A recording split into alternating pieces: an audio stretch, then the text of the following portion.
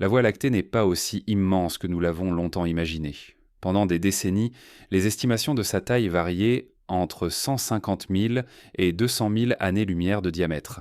Mais en 2019, grâce à une combinaison de données obtenues par le télescope spatial Gaia de l'Agence spatiale européenne et par plusieurs radiotélescopes terrestres, les scientifiques ont corrigé cette image.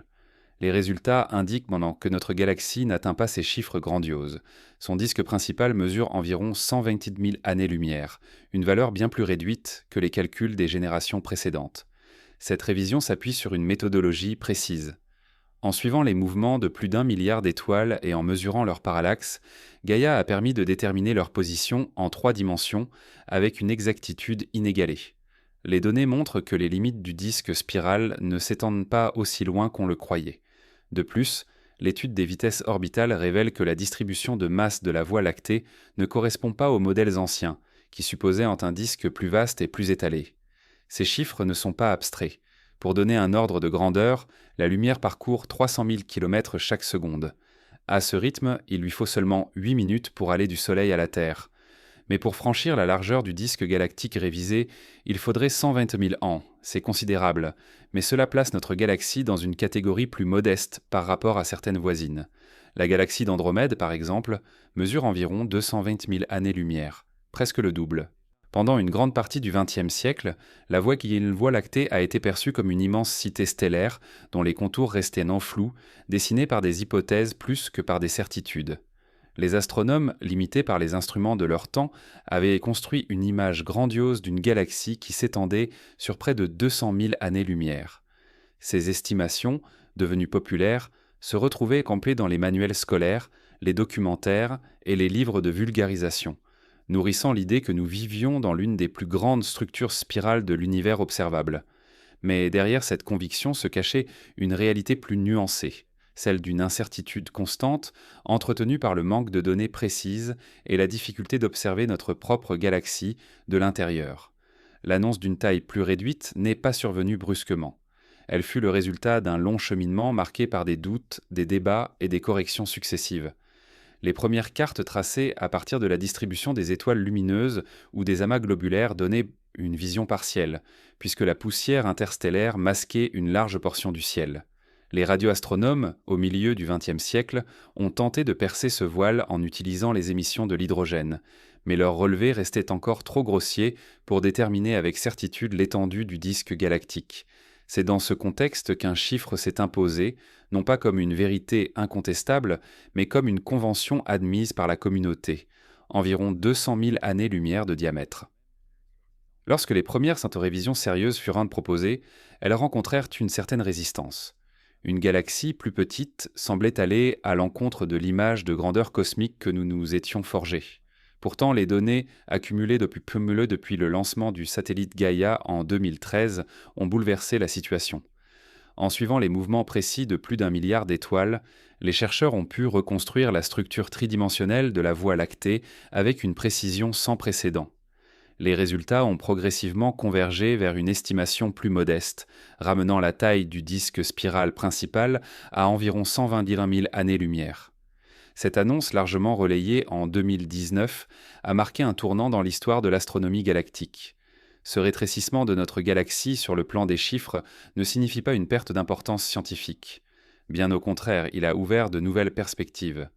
Les modèles qui expliquent la formation et l'évolution des galaxies spirales dépendent fortement de leur dimension et de leur masse. Une Voie lactée plus petite oblige à revoir ses scénarios et à mieux comprendre son interaction avec ses voisines. Car dans le groupe local, cette famille d'une cinquantaine de galaxies dont nous faisons partie, la place relative de la Voie lactée change radicalement lorsque ses dimensions sont réévaluées. Elle n'apparaît plus comme une géante dominante, mais comme une structure de taille moyenne, à peine capable de rivaliser avec l'imposante Andromède, qui trône à environ 2,5 millions d'années-lumière. Pour la communauté scientifique, cette annonce a eu une valeur plus symbolique qu'il n'y paraît. Elle a rappelé que la science avance rarement en ligne droite, qu'elle est faite d'ajustements, de remises en question et de corrections patientes. L'image de notre galaxie, qui semblait figée depuis des décennies, a soudain repris un caractère mouvant, rappelant que même les certitudes les plus établies peuvent être révisées lorsque de nouveaux instruments ouvrent des fenêtres inédites sur le cosmos. Cette humilité forcée est au cœur du travail scientifique. Les chercheurs n'ont pas vu dans cette réduction une perte, mais plutôt une clarification, une avancée vers une compréhension plus fidèle de notre environnement cosmique. Ce qui a frappé le grand public, c'est la manière dont l'information a été relayée. Des, ti- des titres affirmant que notre galaxie était plus petite qu'on ne le croyait ont circulé dans les médias internationaux. Certains y ont vu une sorte de désillusion, comme si l'humanité découvrait que sa maison était moins vaste qu'imaginée. Mais pour les astronomes, l'enthousiasme dominait. Une galaxie mieux mesurée, c'est une galaxie mieux comprise. Les révisions chiffrées, même si elles paraissent arides, permettent de tester la cohérence des modèles théoriques et d'affiner les simulations numériques qui reconstituent la naissance et l'évolution de la Voie lactée depuis plus de 13 milliards d'années. Cette annonce initiale ne s'est pas limitée à une simple mise à jour de chiffres. Elle a relancé des discussions sur des sujets fondamentaux, comme la répartition de la matière noire, cette composante invisible qui semble dominer la masse totale de la galaxie. Une Voie lactée plus petite implique aussi une révision de la quantité de matière noire nécessaire pour maintenir les étoiles en orbite à la vitesse observée. Les chercheurs ont commencé à examiner si les écarts pouvaient être comblés par des ajustements de leur modèle ou si une révision plus profonde était nécessaire.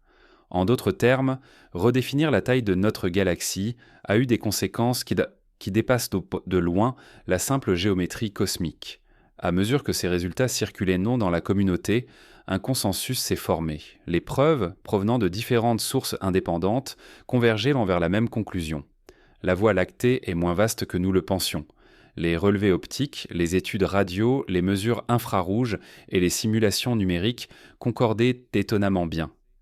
Cette solidité des résultats a renforcé la confiance dans cette nouvelle image de la galaxie, même si certains détails restaient encore sujets à débat, notamment sur les limites exactes de son halo externe. Car si le disque spiral peut désormais être mesuré avec une grande précision, le halo qui l'entoure, constitué d'étoiles dispersées, d'amas globulaires et de matière noire, reste difficile à délimiter. Ce premier grand tournant n'a pas seulement redéfini la taille de la Voie lactée, il a aussi transformé notre manière de poser les questions. Plutôt que de demander jusqu'où s'étend notre galaxie, les astronomes se sont mis à interroger la pertinence même de la notion de frontière galactique. Où finit réellement la Voie lactée et où commence l'espace intergalactique ? Est-ce que les galaxies naines satellites qui gravitent autour d'elles font partie intégrante de son territoire ou doivent-elles être considérées comme des entités séparées ? Ces interrogations montrent que l'annonce initiale ne fut pas une conclusion définitive, mais un point de départ pour une réflexion plus profonde. Ainsi, l'histoire de cette annonce illustre bien le fonctionnement de la science moderne. Une découverte chiffrée, appuyée par des données massives, ne s'arrête pas à la simple révision d'un manuel. Elle entraîne une cascade de répercussions qui modifient les théories, stimulent les débats et orientent les recherches futures. La Voie lactée, loin d'être une entité figée, est devenue le théâtre d'un questionnement constant, où chaque précision apportée par l'observation ouvre la porte à de nouvelles incertitudes. Mais si cette révision de taille fut perçue comme un moment fondateur, elle ne s'est pas faite sans résistance. Certains chercheurs ont rappelé que les limites de la Voie lactée restent en partie floues et que toute estimation dépend des critères choisis. Est-ce que l'on mesure seulement le disque visible, riche en étoiles et en gaz ? Inclut-on le halo ténu de matière noire qui s'étend bien au-delà ? La réponse varie selon les définitions, et les chiffres publiés dans la presse ne reflètent pas toujours cette complexité. Pourtant, l'annonce d'une réduction significative a marqué les esprits, devenant le symbole d'une science qui avance par correction, pas à pas, sans craindre de réviser ses anciennes certitudes. Aujourd'hui encore, cette annonce initiale sert de référence. Elle rappelle qu'au-delà des chiffres, ce qui importe, c'est la dynamique de la connaissance. Les astronomes savent que la Voie lactée continuera à révéler des surprises, que ses dimensions exactes pourront encore être ajustées, mais l'essentiel est ailleurs, dans la conviction que nous disposons désormais d'outils capables de transformer notre vision du cosmos avec une précision inimaginable il y a seulement une génération. Cette étape franchie, une question se pose naturellement. Si nous avons si longtemps surestimé la taille de notre galaxie, comment expliquer les erreurs qui ont conduit à ces estimations démesurées ? Lorsque les premiers astronomes ont tenté de dresser une carte de la Voie lactée, ils travaillaient dans des conditions extrêmement limitées. Observer l'univers depuis l'intérieur de notre propre galaxie revient à essayer de dessiner le plan complet d'une ville en restant coincé dans l'une de ses rues les plus encombrées. Le ciel nocturne offrait des indices précieux, comme la bande blanchâtre qui traverse la voûte céleste, mais derrière cette apparente clarté se cachait une complexité vertigineuse. Les étoiles se superposaient, la poussière interstellaire brouillait la vue, et les distances, quand ces distances restaient impossibles à mesurer directement. Malgré ces obstacles, les pionniers de la cartographie galactique ont cherché à donner forme à ce monde invisible qui nous entoure. Au XVIIIe siècle déjà, William Herschel avait tenté de cartographier la Voie lactée en comptant simplement les étoiles visibles dans différentes directions du ciel. Il en avait déduit une forme aplatie, un disque traversé par le Soleil non loin de son centre. Son approche reposait sur une méthode ingénieuse mais rudimentaire, car elle ignorait les zones obscurcies par les nuages de gaz et de poussière. Les résultats s'étaient faussés, mais ils avaient le mérite de proposer une première vision d'ensemble. Au XIXe siècle, d'autres astronomes reprirent ce travail, affinant les contours, mais les limites restaient floues, et chaque nouvelle observation semblait contredire la précédente. Avec l'arrivée du XXe siècle, les moyens techniques évoluèrent. Les télescopes plus puissants permirent d'observer les amas globulaires, ces concentrations sphériques de centaines de milliers d'étoiles. Leur répartition dans le ciel a offert un nouvel outil pour estimer la position du centre galactique.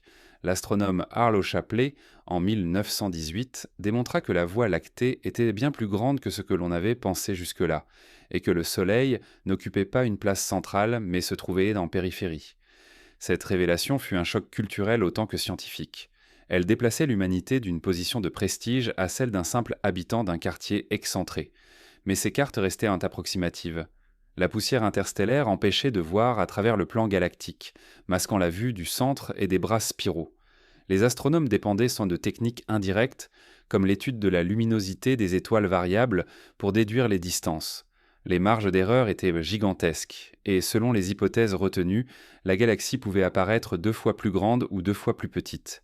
Cette incertitude reflétait l'état des connaissances de l'époque, où chaque nouveau catalogue d'étoiles semblait redessiner les contours de la Voie lactée.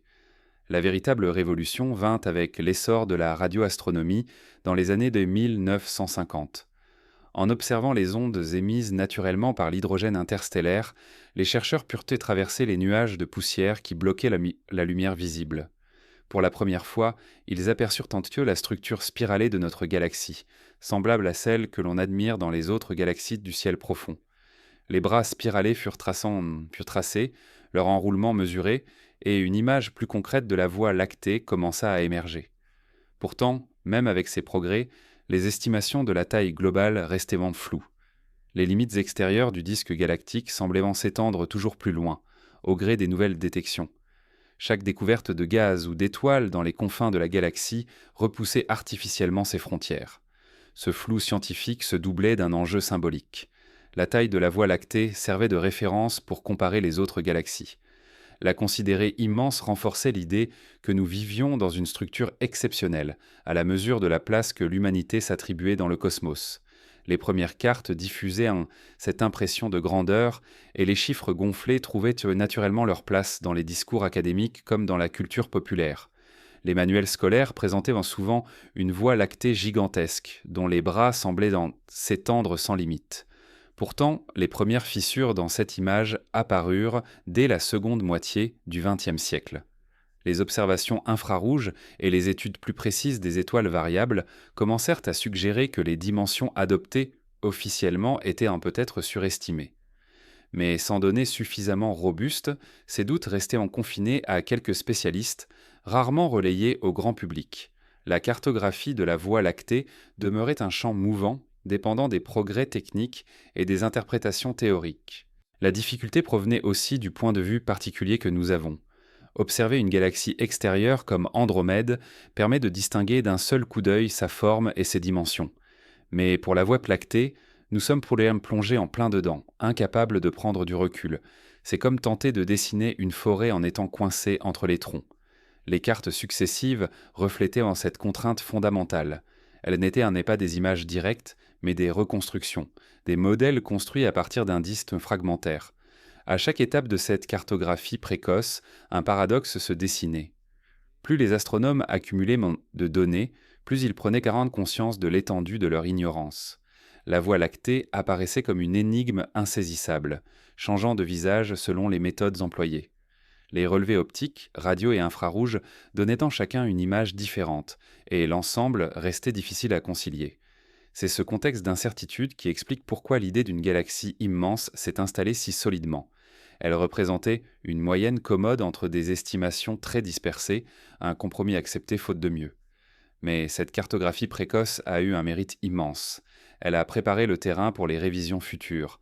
En traçant, même grossièrement, les contours de la Voie lactée, elle a ouvert la voie à une approche cumulative où chaque génération d'astronomes pouvait corriger et affiner le travail précédent. Ce processus, lent mais inéluctable, illustre la manière dont la science avance. Les erreurs ne sont pas des échecs, elles deviennent des jalons indispensables vers une compréhension plus fine. Ainsi, les premières cartes de la Voie lactée sont restées pendant des décennies dans des repères approximatifs, souvent exagérés, mais elles ont eu une valeur structurante. Elles ont nourri l'imaginaire collectif et orienté les recherches. Elles ont aussi mis en évidence les zones d'ombre, ces régions encore invisibles où se cachait la clé d'une révision majeure. Car derrière ces représentations imparfaites se profilait déjà une question centrale. Si nos cartes sont si imprécises, qu'avons-nous vraiment mesuré jusqu'ici? Et qu'est-ce qui nous échappe encore dans cette immensité qui semble pourtant être notre demeure? Dès que les premières tentatives sérieuses de mesure de la Voie lactée furent entreprises, une tendance s'imposa presque naturellement, celle de la surestimation. Les astronomes, fascinés par la richesse du ciel et par la profondeur apparente de la bande laiteuse, avaient en tendance à attribuer aux dimensions de la galaxie une grandeur hors du commun. Cette habitude n'était pas le fruit du hasard, mais le résultat direct des contraintes d'observation et des outils conceptuels disponibles à l'époque. Sans la possibilité de mesurer directement les distances quantum stellaires avec précision, les chercheurs devaient se reposer sur des indices indirects, souvent trompeurs. Ces approximations, cumulées au fil des décennies, dessinèrent une galaxie plus vaste qu'elle ne l'était réellement. L'une des principales sources d'erreur venait de la poussière interstellaire. Invisible à l'œil nu, cette matière diffuse absorbe et disperse la lumière des étoiles, les rendant plus faibles et plus rouges. Les astronomes, en voyant des étoiles apparaître moins lumineuses qu'elles ne le devraient, supposaient naturellement qu'elles étaient plus éloignées. Cette simple méprise entraîna un gonflement artificiel des distances estimées, et donc des dimensions globales de la Voie lactée. On croyait observer un disque qui s'étendait sur des centaines de milliers d'années-lumière, alors que c'était le voile interstellaire qui jouait ce rôle d'illusionniste cosmique. À cette erreur s'ajoutait la difficulté de distinguer les étoiles de la Voie lactée de celles des galaxies voisines. Avant que la nature des galaxies extérieures ne soit reconnue au début du XXe siècle, beaucoup d'astronomes considéraient en tant que certaines nébuleuses spirales faisaient en partie intégrante de la Voie lactée. Ce mélange d'objets extérieurs et intérieurs brouillait encore davantage les estimations. En incluant dans leurs calculs des structures qui n'appartenaient pas à notre galaxie, ils gonflaient involontairement son volume apparent. Ce n'est qu'après les observations décisives d'Edwin Hubble dans les années 1920 que l'on comprit que ces nébuleuses étaient en réalité d'autres galaxies situées bien au-delà de la nôtre. Les cartes tracées à l'époque reflétèrent ces confusions. Elles montraient un disque gigantesque prolongé par des extensions mal définies. La Voie lactée y était décrite comme une métropole cosmique de dimensions colossales, rivalisant avec les plus grandes galaxies connues. Ce prestige scientifique, bien qu'illusoire, renforçait une certaine fierté culturelle. Appartenir à une galaxie gigantesque donnait à l'humanité l'impression de vivre dans un quartier privilégié de l'univers. Mais cette vision se fissura peu à mesure que les méthodes s'affinaient et que les écarts devenaient trop évidents pour être ignorés. Un autre facteur d'erreur provenait des modèles théoriques eux-mêmes. Les astronomes utilisaient souvent des lois simplifiées pour relier la luminosité d'une étoile à sa distance. Ces relations, utiles en l'absence de mesures précises, ne tenaient pas compte de la diversité des types stellaires. Certaines étoiles semblaient en plus proches ou plus lointaines qu'elles ne l'étaient en réalité. Ainsi, la galaxie se déformait sur le papier, s'étendant dans certaines directions au-delà de ses véritables limites. Ces erreurs, répétées dans différents relevés, entretenaient tôt l'idée d'une galaxie aux dimensions surévaluées. La fascination pour l'inconnu joua également un rôle. Chaque fois que de nouvelles observations révélaient des étoiles isolées ou des amas dans des régions reculées, beaucoup d'astronomes les intégraient immédiatement au périmètre de la Voie lactée. Le raisonnement était simple. Si ces objets semblent liés gravitationnellement, ils appartiennent forcément à notre galaxie. Cette logique, bien que compréhensible, aboutissait à repousser sans cesse les frontières supposées. La Voie lactée s'élargissait au gré des découvertes, devenant une entité élastique, dont les contours se redessinaient sans cesse. Cette erreur d'échelle persistante se maintint pendant des décennies, car elle semblait cohérente avec l'état des connaissances du moment. Les modèles cosmologiques eux-mêmes étaient encore balbutiants. Avant l'essor de la cosmologie moderne, la Voie lactée représentait l'univers dans son ensemble. La concevoir comme immense allait de pair avec l'idée qu'elle englobait presque tout ce qui existait. Lorsque la multiplicité des galaxies fut admise, il était déjà trop tard. L'image d'une Voie lactée gigantesque s'était solidement enracinée dans les esprits. Les conséquences de cette surestimation ne furent pas seulement théoriques. Elles influencèrent la manière dont on interprétait les vitesses de rotation des étoiles autour du centre galactique. Plus la galaxie semblait vaste, plus il fallait invoquer des masses considérables pour expliquer la cohésion de ses parties périphériques. Cela contribua à renforcer les discussions sur la matière invisible, bien avant que le concept de matière noire ne s'impose. En un sens, l'erreur d'échelle a préparé le terrain à de nouvelles énigmes, en incitant les chercheurs à chercher des solutions à un problème qui, en partie, avait été mal posé dès le départ. À mesure que les instruments progressaient, certaines incohérences devinrent flagrantes. Les distances calculées pour des amas d'étoiles différaient de celles obtenues par d'autres méthodes. Les bras spiraux, censés s'étendre sur d'immenses longueurs, paraissaient des moins cohérents lorsqu'on les examinait en détail. De plus, certaines galaxies voisines, pourtant bien observées, semblaient le surpasser la Voie lactée en taille, ce qui contredisait la réputation de grandeur que nous lui attribuions. Ces contradictions finirent par miner la confiance dans les anciens chiffres et ouvrir la voie à une révision globale. Mais ce processus ne fut pas immédiat. L'inertie des connaissances joue un rôle important dans toutes les disciplines scientifiques. Une estimation largement adoptée tend à devenir une référence même lorsqu'elle repose sur des bases fragiles. Il faut du temps, des preuves accumulées et des instruments nouveaux pour ébranler une telle certitude. La Voie lactée a longtemps été présentée comme une géante, non pas parce que les preuves l'exigeaient, mais parce qu'il semblait difficile d'imaginer autre chose. La révision de cette image est donc autant une victoire de la méthode scientifique qu'un rappel de ses limites temporaires. Ce phénomène d'erreur d'échelle n'est pas propre à l'astronomie. On le retrouve dans d'autres domaines où les mesures indirectes dominent. En géographie, par exemple, les premiers explorateurs dessinaient des continents déformés faute de disposer d'outils de navigation précis. De la même manière, les astronomes, savants explorateurs de l'invisible, ont gonflé ou rétréci les contours de leur objet d'étude selon les moyens de mesure disponibles. L'histoire de la Voie lactée s'inscrit donc dans une logique plus large, celle d'une connaissance humaine qui avance par approximations successives, rectifiées au fil du temps. Aujourd'hui, en relisant ces anciennes cartes et ces estimations gonflées, on ne peut s'empêcher de voir dans cette erreur d'échelle un témoignage précieux. Elle raconte la manière dont une communauté savante, prisonnière de ses outils et de ses hypothèses, a construit une image grandiose mais fausse de son environnement cosmique. Elle illustre aussi la capacité de la science à corriger ses propres illusions, à renoncer à une grandeur flatteuse au profit d'une vérité plus modeste mais plus solide. L'erreur d'échelle, en fin de compte, n'était pas seulement une question de chiffres. Elle reflétait une vision du monde, une manière d'habiter l'univers et de se situer en son sein. Découvrir que notre galaxie est plus petite qu'on ne le croyait revient à accepter une nouvelle humilité cosmique. Mais ce pas en arrière, loin d'être une perte, ouvre des perspectives plus riches. Comprendre que la grandeur ne réside pas dans la taille brute, mais dans la complexité et la diversité des phénomènes qui se déroulent à l'intérieur de cette structure. Et si nous avions surestimé notre galaxie, cela ne signifie-t-il pas qu'il reste encore d'autres illusions à dissiper ? Quels autres aspects de la Voie lactée pourraient encore être mal compris, attendant d'être redessinés par de nouveaux instruments et de nouvelles approches ? Lorsque les astronomes comprirent que leurs estimations traditionnelles de la taille de la Voie lactée comportaient de sérieux biais, une révolution méthodologique s'imposa. Les simples observations visuelles, aussi passionnantes soient-elles, ne pouvaient plus suffire pour percer les secrets d'une galaxie dont nous sommes prisonniers, car nous la regardons de l'intérieur. La nécessité de trouver des méthodes nouvelles et plus fiables donna naissance à une transformation profonde de l'astronomie galactique. Cette transformation se traduisit par une combinaison d'outils technologiques, d'approches statistiques et d'une exploitation toujours plus large des rayonnements invisibles à l'œil nu. L'un des changements majeurs fut l'utilisation systématique de la radioastronomie.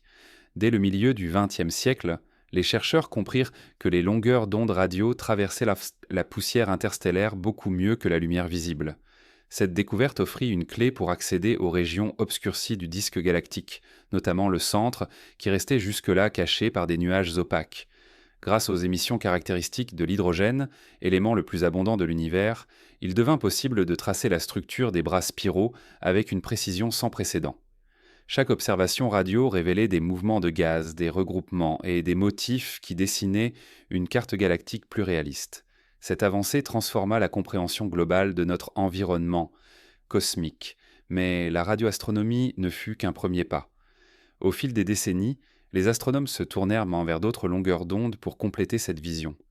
L'infrarouge, par exemple, devint un outil essentiel pour pénétrer les régions poussiéreuses du disque. Là où les télescopes optiques ne percevaient qu'un voile sombre, les télescopes infrarouges révélaient des nuées d'étoiles, jusque-là invisibles. Les missions spatiales, comme le télescope Spitzer ou plus récemment le télescope James Webb, ont offert une profondeur de champ nouvelle, permettant d'évaluer la distribution stellaire avec une précision inédite. Ces données contribuèrent directement à réduire les marges d'erreur sur la taille du disque spiral. Une autre méthode novatrice reposa sur l'étude des étoiles dites chandelles standards. Certaines étoiles variables, comme les céphéides, présentent une relation directe entre leur période de variation et leur luminosité intrinsèque.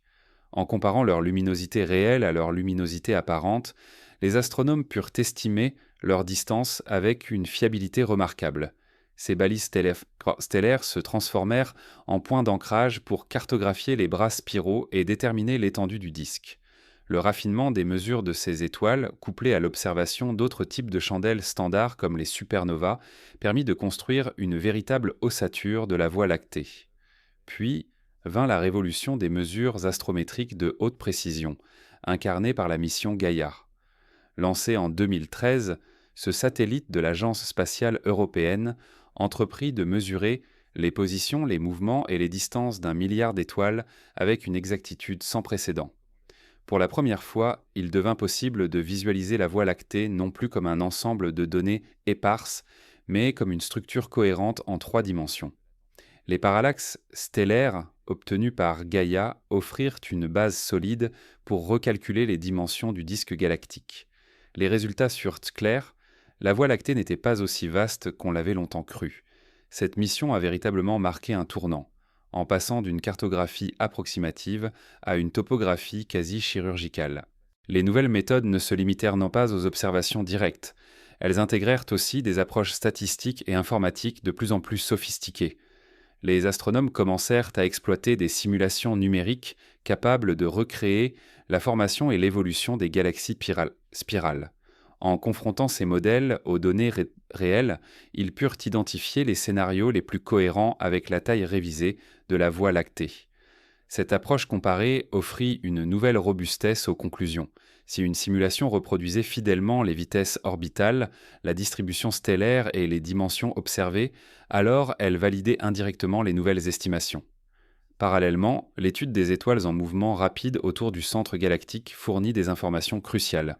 Ces étoiles, connues sous le nom d'étoiles S, orbitent à des vitesses extrêmes autour du trou noir supermassif situé au cœur de la Voie lactée. Leur trajectoire précise, mesurée grâce à des instruments comme le Very Large Telescope au Chili, permit de calculer la masse centrale et de contraindre les dimensions internes de la galaxie. En comprenant mieux le cœur, il devenait plus facile d'extrapoler vers la périphérie. Ainsi, même les observations locales contribuèrent à redessiner les contours globaux. Les nouvelles méthodes eurent également recours à l'étude des satellites galactiques. Les petites galaxies naines, qui gravitent autour de la Voie lactée, tracent des orbites influencées par la masse et l'étendue de notre galaxie. En suivant leur trajectoire avec précision, les astronomes purent affiner les limites du champ gravitationnel galactique. Ces données servirent à mieux contraindre l'étendue du halo, cette enveloppe d'étoiles ténues et de matière invisible qui entoure le disque. Même si le halo reste difficile à délimiter, ces approches fournissent une vision plus réaliste de son ampleur. Un autre domaine d'innovation réside dans l'utilisation de sondages stellaires massifs.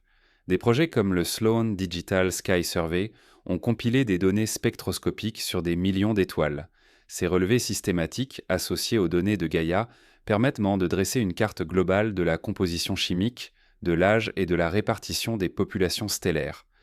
L'analyse de ces gigantesques ensembles de données redessine les contours du disque et identifie des structures secondaires comme des courants stellaires ou des restes de galaxies absorbés par la Voie lactée. Ces découvertes impossibles à imaginer il y a quelques décennies participent directement à la révision des dimensions globales. En filigrane, toutes ces méthodes convergent vers une même conclusion. La Voie lactée, bien qu'impressionnante, est plus modeste qu'on ne l'avait imaginé. Mais au-delà des chiffres, ce que révèlent ces approches, c'est la dynamique de la science elle-même. Chaque méthode apporte un regard partiel, souvent limité par ses propres biais.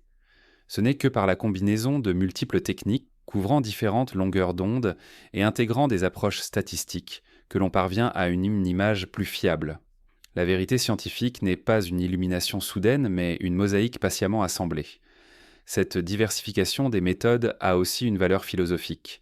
Elle illustre la manière dont la connaissance humaine progresse en s'émancipant des illusions initiales. Là où les premiers observateurs voyaient une bande lumineuse à l'œil nu, nous voyons aujourd'hui un ensemble complexe de bras spiraux, de halos ténus et de satellites gravitationnellement liés. Ce passage de l'intuition à la mesure, de l'image simpliste à la reconstitution détaillée, est l'une des grandes victoires intellectuelles de l'astronomie moderne. Mais ces nouvelles méthodes, en réduisant la taille de la Voie lactée, ne font pas que rectifier un chiffre, elles posant de nouvelles questions sur la nature même de notre galaxie. Si elle est plus petite qu'imaginée, cela change-t-il la manière dont elle a évolué au cours du temps ? Cela modifie-t-il ses chances d'entrer en collision avec ses voisines ou l'importance de son rôle dans le groupe local ? En affinant les dimensions, on découvre de nouvelles énigmes et chaque progrès appelle des interrogations encore plus profondes. Ainsi, la révision de la taille de la Voie lactée ne peut être comprise sans le rôle décisif des nouvelles méthodes. Elles ont remplacé la spéculation par la mesure, la supposition par la donnée brute. Elles ont montré que la modestie de notre galaxie n'enlève rien à son importance, mais au contraire l'inscrit dans un cadre plus cohérent et plus compréhensible. Et pourtant, même avec ces outils puissants, un constat demeure. La Voie lactée n'a pas encore livré tous ses secrets. Ses frontières exactes, ses interactions passées avec d'autres galaxies et la structure précise de son halo restent des énigmes. Si les nouvelles méthodes ont permis de franchir une étape majeure, elles ouvrent surtout la voie aux instruments du futur. Car la science, en corrigeant ses erreurs, ne se contente jamais de s'arrêter sur une conclusion définitive. Elle se demande toujours quelles nouvelles techniques viendront encore transformer notre vision de la galaxie qui nous abrite. Depuis les débuts de l'astronomie moderne, une question obsédait les chercheurs. Comment mesurer avec précision les distances dans l'espace et, par conséquent, comment délimiter les contours de notre propre galaxie ? Les instruments traditionnels, aussi puissants soient-ils, ne pouvaient donner qu'une vision en 2 dimensions. Le ciel apparaissait comme une voûte plate, constellée de points lumineux sans indication claire de leur éloignement. Pour briser cette illusion, il fallait trouver des repères fiables, des balises cosmiques capables d'indiquer leur distance réelle. C'est dans ce contexte que certaines étoiles devinrent de véritables guides, servant d'étalons pour reconstruire la structure tridimensionnelle de la Voie lactée. Ces étoiles guides ne sont pas choisies au hasard. Elles possèdent des propriétés particulières qui en font des balises universelles. Parmi elles, les étoiles variables céphéides occupent une place centrale. Leur éclat varie de façon régulière, et cette variation est directement liée à leur luminosité réelle. Une fois cette relation comprise, il devint possible de comparer leur luminosité intrinsèque à celle observée depuis la Terre. La différence donnait la distance. Grâce à elle, les astronomes purent en jalonner les bras spiraux de la Voie lactée et révéler leur étendue. Chaque céphéide observé devint comme une borne placée sur la carte d'un territoire invisible. Ces étoiles guides ont aussi permis de corriger des erreurs accumulées pendant des décennies. Là où on croyait voir des amas lointains, les mesures plus précises montrèrent qu'ils étaient plus proches qu'attendus. À l'inverse, certaines régions du disque galactique apparurent bien plus profondes, révélant des structures qu'on n'avait pas soupçonnées. Ces rectifications successives redessinèrent progressivement la galaxie, resserrant ses dimensions globales tout en enrichissant le détail de son architecture. L'intérêt de ces étoiles balises ne se limite pas à leur utilité pratique, elles incarnent une idée essentielle en astronomie. Pour comprendre l'immense, il faut d'abord mesurer le particulier. Une étoile individuelle, suivie patiemment, peut révéler la forme entière d'une galaxie. Le minuscule devient une clé pour appréhender l'immense. Cette logique a guidé plusieurs générations de chercheurs, qui consacrèrent des décennies à l'étude méticuleuse de ces étoiles variables. Leurs relevés, parfois notés à la main, servirent de base à des cartes qui allaient, des années plus tard, être transformées par les grands catalogues informatisés. Mais les céphéides ne sont pas les seules étoiles guides. Les astronomes utilisèrent aussi d'autres catégories, comme les étoiles géantes rouges, dont la luminosité suit une relation prévisible avec leur âge et leur masse. En les observant, on pouvait estimer leur distance avec une relative fiabilité. Ces géantes rouges, nombreuses et visibles même à travers les poussières interstellaires, devinrent des jalons précieux pour mesurer les contours les plus lointains de la Voie lactée. Leur répartition servit à révéler la forme du bulbe central et les extensions ténues du disque. Les étoiles naines blanches, quant à elles, offrirent un autre type d'indication. Leur refroidissement suit une évolution régulière, ce qui permet de les utiliser comme des horloges cosmiques. En connaissant leur température et leur luminosité, les astronomes peuvent estimer leur âge et, par extension, situer leur appartenance à une génération d'étoiles données. Bien que moins directes que les céphéides, pour calculer des distances, elles ont contribué à renforcer la cohérence globale des modèles galactiques. Au-delà de ces cas particuliers, les étoiles guides posèrent aussi la question des limites méthodologiques. Une balise reste utile tant qu'elle est bien calibrée. Or, l'histoire de l'astronomie montre que ce calibrage a souvent évolué. La relation entre la période et la luminosité des céphéides, par exemple, a été affinée plusieurs fois au cours du XXe siècle. Chaque correction entraînait une révision des distances calculées, et donc des dimensions attribuées à la Voie lactée. Cette dépendance aux étalons stellaires illustre à quel point la mesure du cosmos repose sur des points d'appui fragiles, mais néanmoins indispensables. L'arrivée de missions spatiales comme Gaïa a redonné un souffle nouveau à cette méthode des étoiles guides. Gaïa a permis de mesurer directement les parallaxes de millions d'étoiles, offrant une validation indépendante des distances déduites grâce aux chandelles standards. Cette convergence entre deux approches différentes a renforcé la confiance dans les résultats obtenus.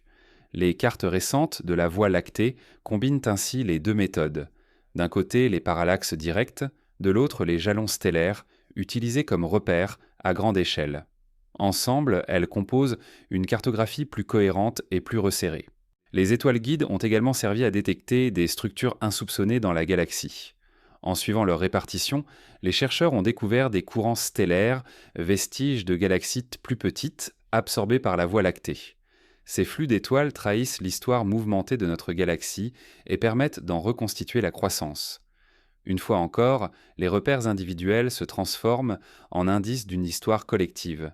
Ces découvertes ajoutent une dimension temporelle à la révision des tailles. Non seulement la Voie lactée est plus petite qu'on ne le pensait, mais elle n'a cessé d'évoluer en assimilant de plus petites voisines. En s'appuyant sur ces étoiles guides, les astronomes ont pu franchir une étape décisive, relier la structure visible de la Voie lactée à sa dynamique interne. Les distances peu mesurées, combinées aux vitesses orbitales, ont montré que le disque spiral ne pouvait s'étendre aussi loin qu'on l'avait cru. Les étoiles situées dans les régions périphériques ne suivirent pas les trajectoires attendues pour une galaxie de 200 000 années-lumière de diamètre. Ces incohérences, mises en lumière par les balises stellaires, ont confirmé la nécessité de réduire les dimensions officielles. Le rôle des étoiles guides n'est pas uniquement scientifique, elles incarnent une leçon philosophique sur la manière d'explorer l'inconnu. Plutôt que de se perdre dans l'immensité, l'astronomie choisit de se concentrer sur des objets précis, observés avec patience pour construire une image plus vaste. Cette approche, à la fois modeste et ambitieuse, reflète la nature même de la recherche. Avancer pas à partir de repères fiables, pour dessiner une carte toujours plus juste. Aujourd'hui, les étoiles guides continuent de jouer ce rôle. Elles ne sont pas remplacées par les nouvelles technologies, mais complétées par elles. Gaïa, les télescopes infrarouges, les observatoires radio ne font que renforcer leur utilité, en offrant un contexte plus riche à leur mesure. Les cartes les plus récentes de la Voie lactée reposent encore sur ces points de lumière qui balisent notre chemin dans l'obscurité cosmique. Mais si ces repères stellaires nous ont permis de réduire la taille de la galaxie avec une précision inédite, ils soulèvent aussi une nouvelle question. Jusqu'où ces guides peuvent-ils nous mener ? Servent-ils à mesurer uniquement le disque principal ou peuvent-ils aussi éclairer les confins du halo galactique, cette région plus diffuse où les limites deviennent incertaines ? La réponse à cette question conditionne directement notre vision de la galaxie dans son ensemble et pourrait bien révéler que les frontières de la Voie lactée sont encore plus difficiles à tracer qu'on ne l'imagine. Lorsque les premières images des galaxies spirales observées depuis la Terre ont commencé à circuler, la fascination était immédiate. Ces vastes structures aux bras élégants semblaient incarner l'ordre cosmique dans toute sa splendeur. Pourtant, pour la Voie lactée, il était impossible de contempler ce dessin grandiose de l'extérieur. Prisonniers de notre position interne, nous ne pouvions qu'apercevoir des fragments dispersés, des amas d'étoiles, des nébuleuses lumineuses et des concentrations de gaz qui trahissaient, par morceaux, l'existence de bras spiraux semblables à ceux des galaxies voisines. Cartographier ces bras est devenu l'un des défis les plus complexes de l'astronomie, car c'est dans leur tracé que se joue une grande partie de la compréhension de la taille réelle de notre galaxie. Les bras spiraux ne sont pas des structures solides. Ils ne ressemblent pas à des routes figées que les étoiles empruntent, mais plutôt à des zones de densité plus élevées qui se déplacent dans le disque. Ces zones concentrent la formation d'étoiles, rendant les bras visibles par les jeunes étoiles massives et brillantes qu'ils abritent. Or, ce sont précisément ces étoiles qui, en raison de leur éclat, servent de repères pour tracer la géométrie galactique. À travers elles, les astronomes ont pu identifier plusieurs bras principaux, parmi lesquels le bras de Persée, le bras du Sagittaire et le bras de l'Écu Centaure. Entre ces grandes structures, des segments plus courts, appelés éperons, relignent les zones et rendent la carte encore plus complexe. Pendant longtemps, le tracé de ces bras a donné l'impression que la Voie lactée s'étendait très loin. Plus les astronomes identifiaient de régions de formation stellaire, plus ils repoussaient non seulement les limites du disque. Mais cette vision expansive reposait sur des approximations.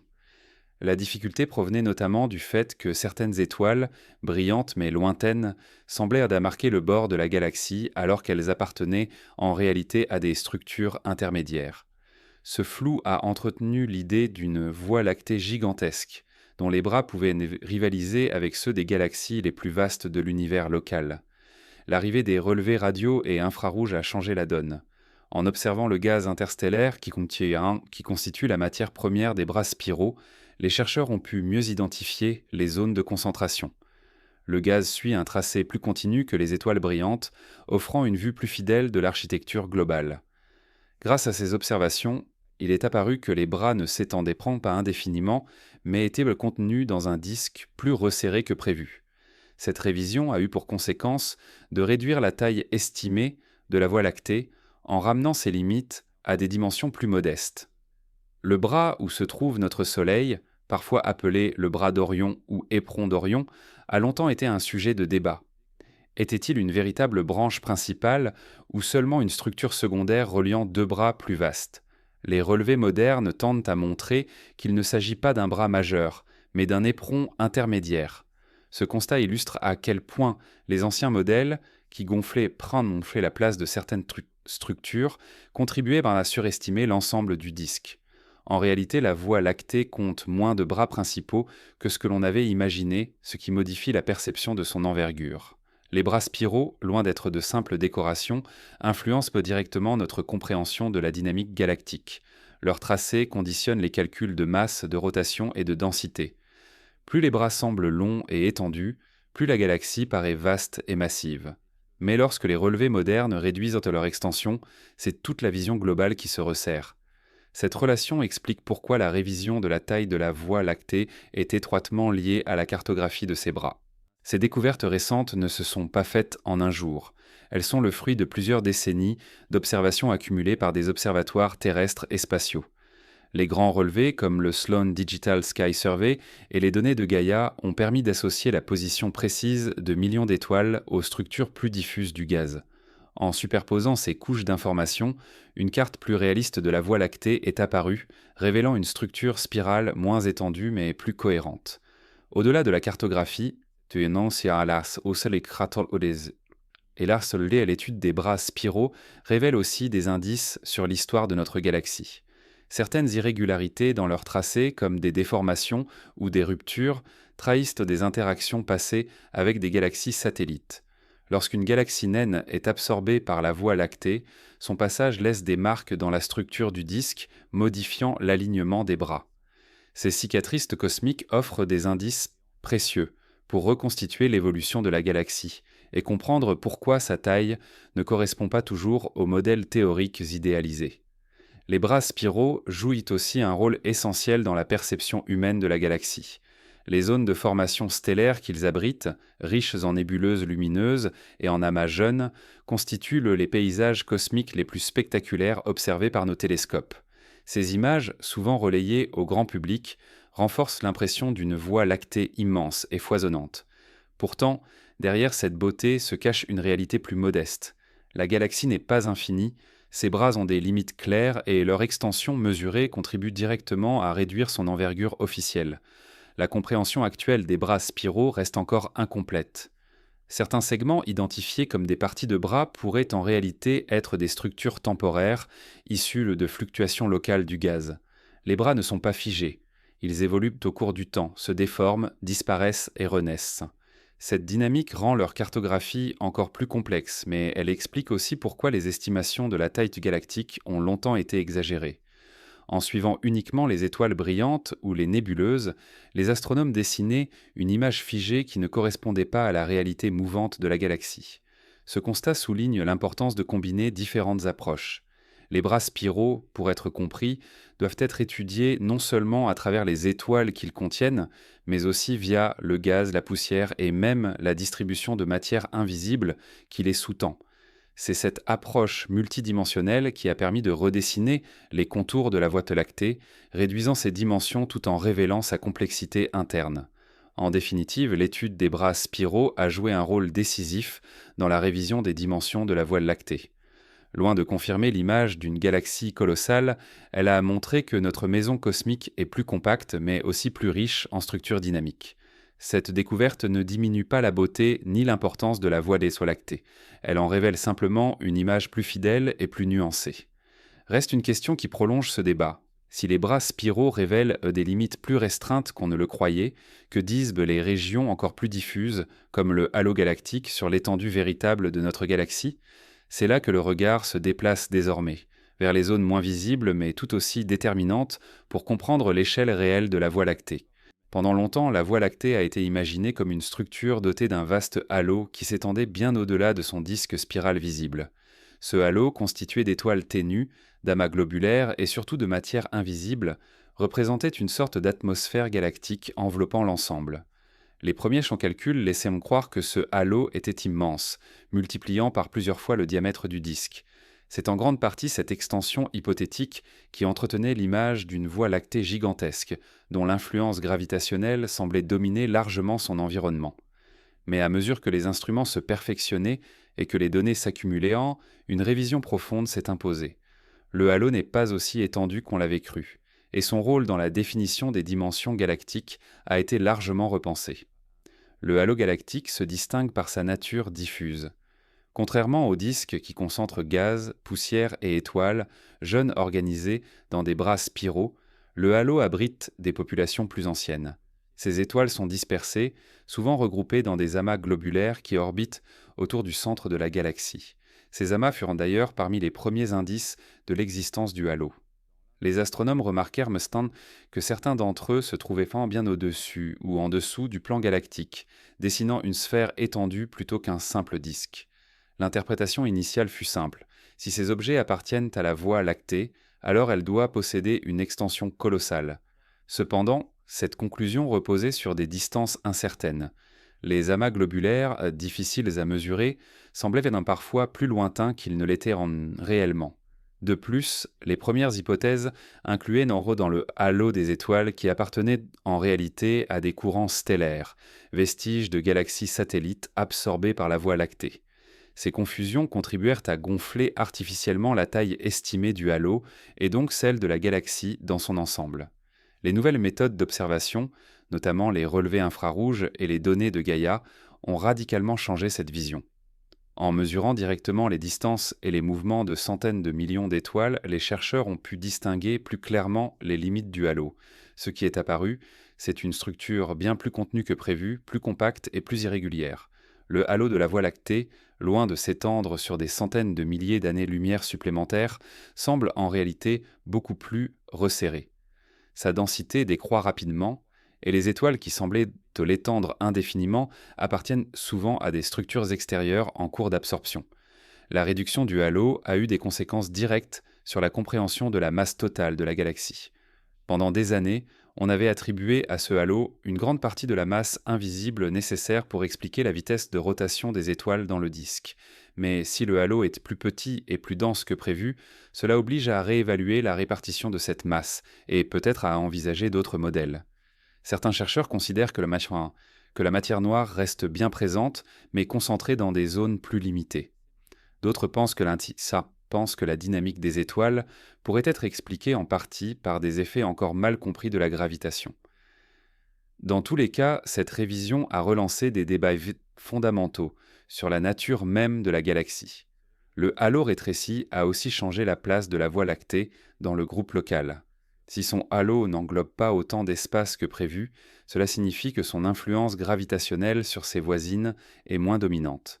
L'interaction avec les galaxies naines satellites, par exemple, doit être réinterprétée. Certaines de ces galaxies semblent osciller à la limite du halo, comme la galaxie naine du Sagittaire ou celle du Grand Chien. Les trajectoires de ces satellites, recalculées avec un halo plus compact, donnent une image différente de leur relation à la Voie lactée. Elles apparaissent moins prisonnières d'un champ gravitationnel tentaculaire et plus libres d'évoluer dans l'environnement du groupe local. Cette révision a également une dimension historique. L'idée d'un halo gigantesque s'inscrivait dans une époque où l'astronomie cherchait à expliquer les vitesses élevées des étoiles sans remettre en cause les lois connues de la physique. Le halo servait alors de réservoir commode de matière invisible, un moyen d'équilibrer les équations sans disposer de preuves directes. En réduisant sa taille, les observations modernes forcent à abandonner cette facilité conceptuelle et à chercher des explications plus solides. C'est une étape classique dans le progrès scientifique. Une hypothèse utile finit par être remplacée par un modèle plus précis, plus conforme aux données réelles. L'étude du halo reste cependant loin d'être achevée. Même réduit, il demeure une composante essentielle de la Voie lactée. Les amas globulaires dans qu'il abrite sont des témoins du passé le plus ancien de la galaxie, certains ayant des âges comparables à celui de l'univers lui-même. Ces reliques offrent des indices précieux sur la formation initiale de la Voie lactée et sur les premières fusions qui ont façonné son identité. Comprendre la structure et les limites du halo, c'est aussi remonter aux origines de notre galaxie. Les découvertes récentes montrent que le halo n'est pas uniforme. Il présente des asymétries, des courants d'étoiles, des concentrations locales qui trahissent une histoire complexe. Ces irrégularités sont les cicatrices laissées par l'accrétion successive de petites galaxies. Chaque courant stellaire est la trace d'une rencontre passée, inscrite dans la mémoire du halo. Cette vision fragmentée contraste avec l'image simple d'une sphère homogène entourant la galaxie. Elle rappelle que la Voie lactée est une structure vivante, façonnée par des interactions constantes avec son environnement. La révision des dimensions du halo a également transformé notre rapport symbolique à la galaxie. Pendant des décennies, on s'était habitué à l'idée que nous vivions dans une entité colossale, entourée d'une vaste couronne invisible. Découvrir que cette couronne est plus restreinte n'enlève rien à la beauté de la Voie lactée, mais cela replace notre galaxie dans une catégorie plus modeste. Elle n'est pas l'exception qu'on croyait, mais une spirale de taille moyenne, comparable à de nombreuses autres observées dans l'univers. Cette humilité retrouvée ne diminue pas son importance scientifique. Elle la rend au contraire plus représentative, un laboratoire idéal pour comprendre les galaxies spirales en général. Il reste toutefois une question ouverte. Où fixer exactement la limite du halo? Contrairement au disque dont les bras spiraux tracent une frontière relativement claire, le halo se perd dans la rareté progressive de ses étoiles. Définir son étendue revient à décider à partir de quel seuil on considère qu'il n'appartient plus à la galaxie. Cette incertitude méthodologique montre bien que la notion de taille galactique n'est pas une valeur absolue, mais une construction scientifique, dépendante des critères Sand choisis. Ainsi, le halo rétréci n'est pas seulement une correction chiffrée. C'est un rappel que même les concepts les plus établis restent soumis à révision. Ce que nous appelons la taille de la galaxie dépend de définitions, de méthodes et de conventions qui évoluent avec le temps. La Voie lactée, en se révélant plus compacte, illustre une vérité universelle. Nos certitudes, aussi solides paraissent-elles, ne sont que des étapes temporaires dans un processus de connaissance sans fin. Mais si le halo s'avère plus restreint qu'on ne l'avait cru, qu'en est-il des mouvements qui structurent la galaxie elle-même? Car au-delà des dimensions fixes, c'est dans la dynamique des étoiles et des gaz que se dessine la véritable identité de la Voie lactée. Pour comprendre la taille et la structure de la Voie lactée, les astronomes ne peuvent pas se contenter de regarder où se trouvent les étoiles. Il leur faut aussi observer comment elles se déplacent, car c'est dans leur vitesse orbitale, dans la manière dont elles tournent autour du centre galactique, que se cache une grande partie des indices sur l'étendue réelle de notre galaxie. Chaque étoile, chaque nuage de gaz, trace une trajectoire qui dépend directement de la masse contenue à l'intérieur de son orbite. En mesurant ces vitesses, les chercheurs peuvent déduire la distribution de la matière et, par conséquent, évaluer jusqu'où s'étend véritablement le disque spiral. Les premières observations de la vitesse des étoiles avaient donné des résultats surprenants. Les étoiles les plus éloignées du centre semblaient se déplacer trop vite pour être retenues si la galaxie avait réellement la taille qu'on lui attribuait. C'est d'ailleurs à partir de ces contradictions que naquit l'idée d'une masse invisible, la fameuse matière noire. Mais ces anomalies avaient aussi une autre signification. Elles indiquaient que les dimensions globales de la Voie lactée étaient mal calibrées. En cherchant à concilier des vitesses élevées avec une galaxie trop grande, les astronomes gonflaient artificiellement les chiffres. Les nouvelles données, plus précises, ont permis de corriger cette erreur et de montrer que le disque galactique est en réalité plus compact. L'étude des vitesses orbitales repose sur des techniques sophistiquées. Grâce à l'effet Doppler, les chercheurs mesurent les décalages dans la lumière des étoiles et du gaz qui trahissent leur mouvement. En combinant ces mesures avec des observations de position, on obtient des cartes dynamiques du disque galactique. Ces cartes révèlent que la rotation de la Voie lactée n'est pas uniforme. Dans certaines zones, les vitesses se stabilisent, alors que dans d'autres, elles montrent des irrégularités liées à la présence de bras spiraux, de nuages de gaz, ou de perturbations dues à un Bequetsi satellite. Ce tableau complexe offre une vision plus nuancée que celle des modèles anciens qui simplifiaient à l'excès la dynamique galactique. Un exemple frappant concerne la région où se trouve notre Soleil. Situé à environ 27 000 années-lumière du centre, il effectue une orbite autour du noyau galactique en un peu plus de 200 millions d'années. Les mesures précises de sa vitesse, comparées à celles des étoiles voisines, permettent de calibrer les modèles globaux.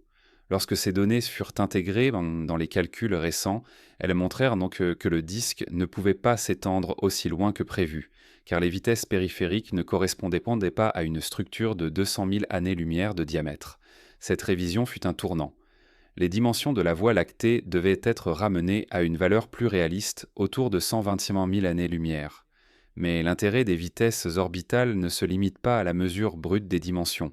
Elles offrent aussi un aperçu de l'histoire évolutive de la galaxie. Les perturbations dans la rotation révèlent les cicatrices laissées par des fusions passées avec des galaxies plus petites.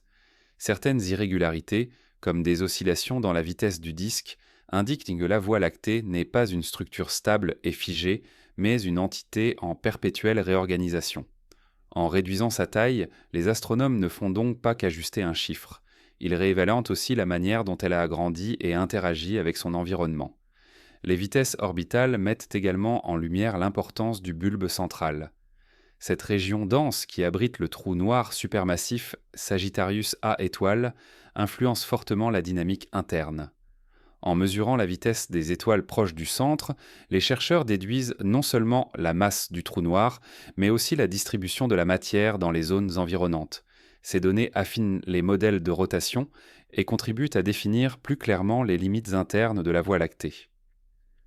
Une galaxie plus compacte signifie aussi que la masse centrale joue un rôle proportionnellement plus important dans sa cohésion globale. Les études modernes, basées sur les données de Gaïa et sur de grands relevés spectroscopiques, offrent une précision inédite. Des millions d'étoiles ont désormais leur vitesse mesurée avec une exactitude telle qu'on peut tracer des cartes dynamiques de l'ensemble du disque. Ces cartes révèlent une complexité insoupçonnée. Des courants d'étoiles se déplacent en groupes cohérents, des ondes traversent le disque, et certaines zones semblent ralentir ou accélérer selon les perturbations extérieures. Ces phénomènes rappellent que la Voie lactée n'est pas isolée, mais qu'elle subit constamment l'influence de ses voisines, en particulier Andromède et les galaxies naines qui l'entourent. La révision de la taille de la Voie lactée, appuyée par l'étude des vitesses orbitales, a aussi changé notre perception comparative. Alors qu'on la croyait presque égale à Andromède, il est apparu qu'elle est nettement plus modeste. Ces vitesses orbitales, recalculées avec précision, correspondent mieux à une galaxie de taille moyenne. Cela modifie notre compréhension du futur rapprochement entre les deux géantes du groupe local. La collision prévue dans environ 4 milliards d'années se jouera entre une grande spirale et une plus petite, et non entre deux égales.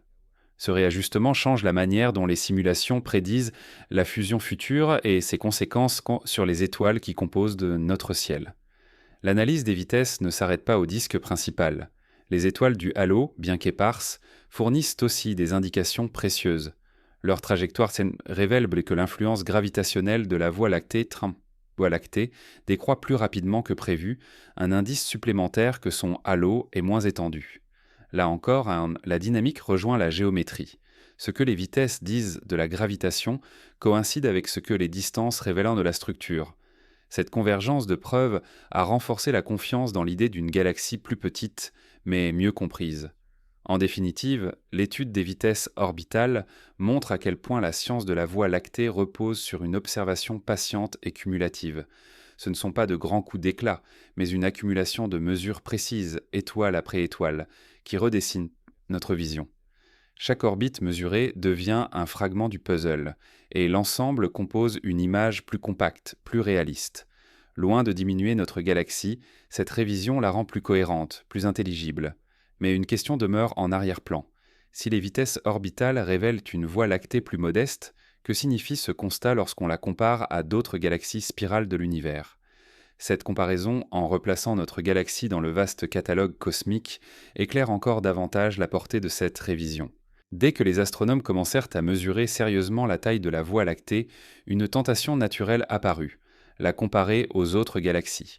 Car comprendre notre place dans l'univers ne se limite pas à savoir combien d'étoiles peuplent notre propre disque ou quelle est son extension réelle. C'est aussi évaluer comment elle se situe par rapport aux milliers de galaxies spirales observées dans le ciel profond.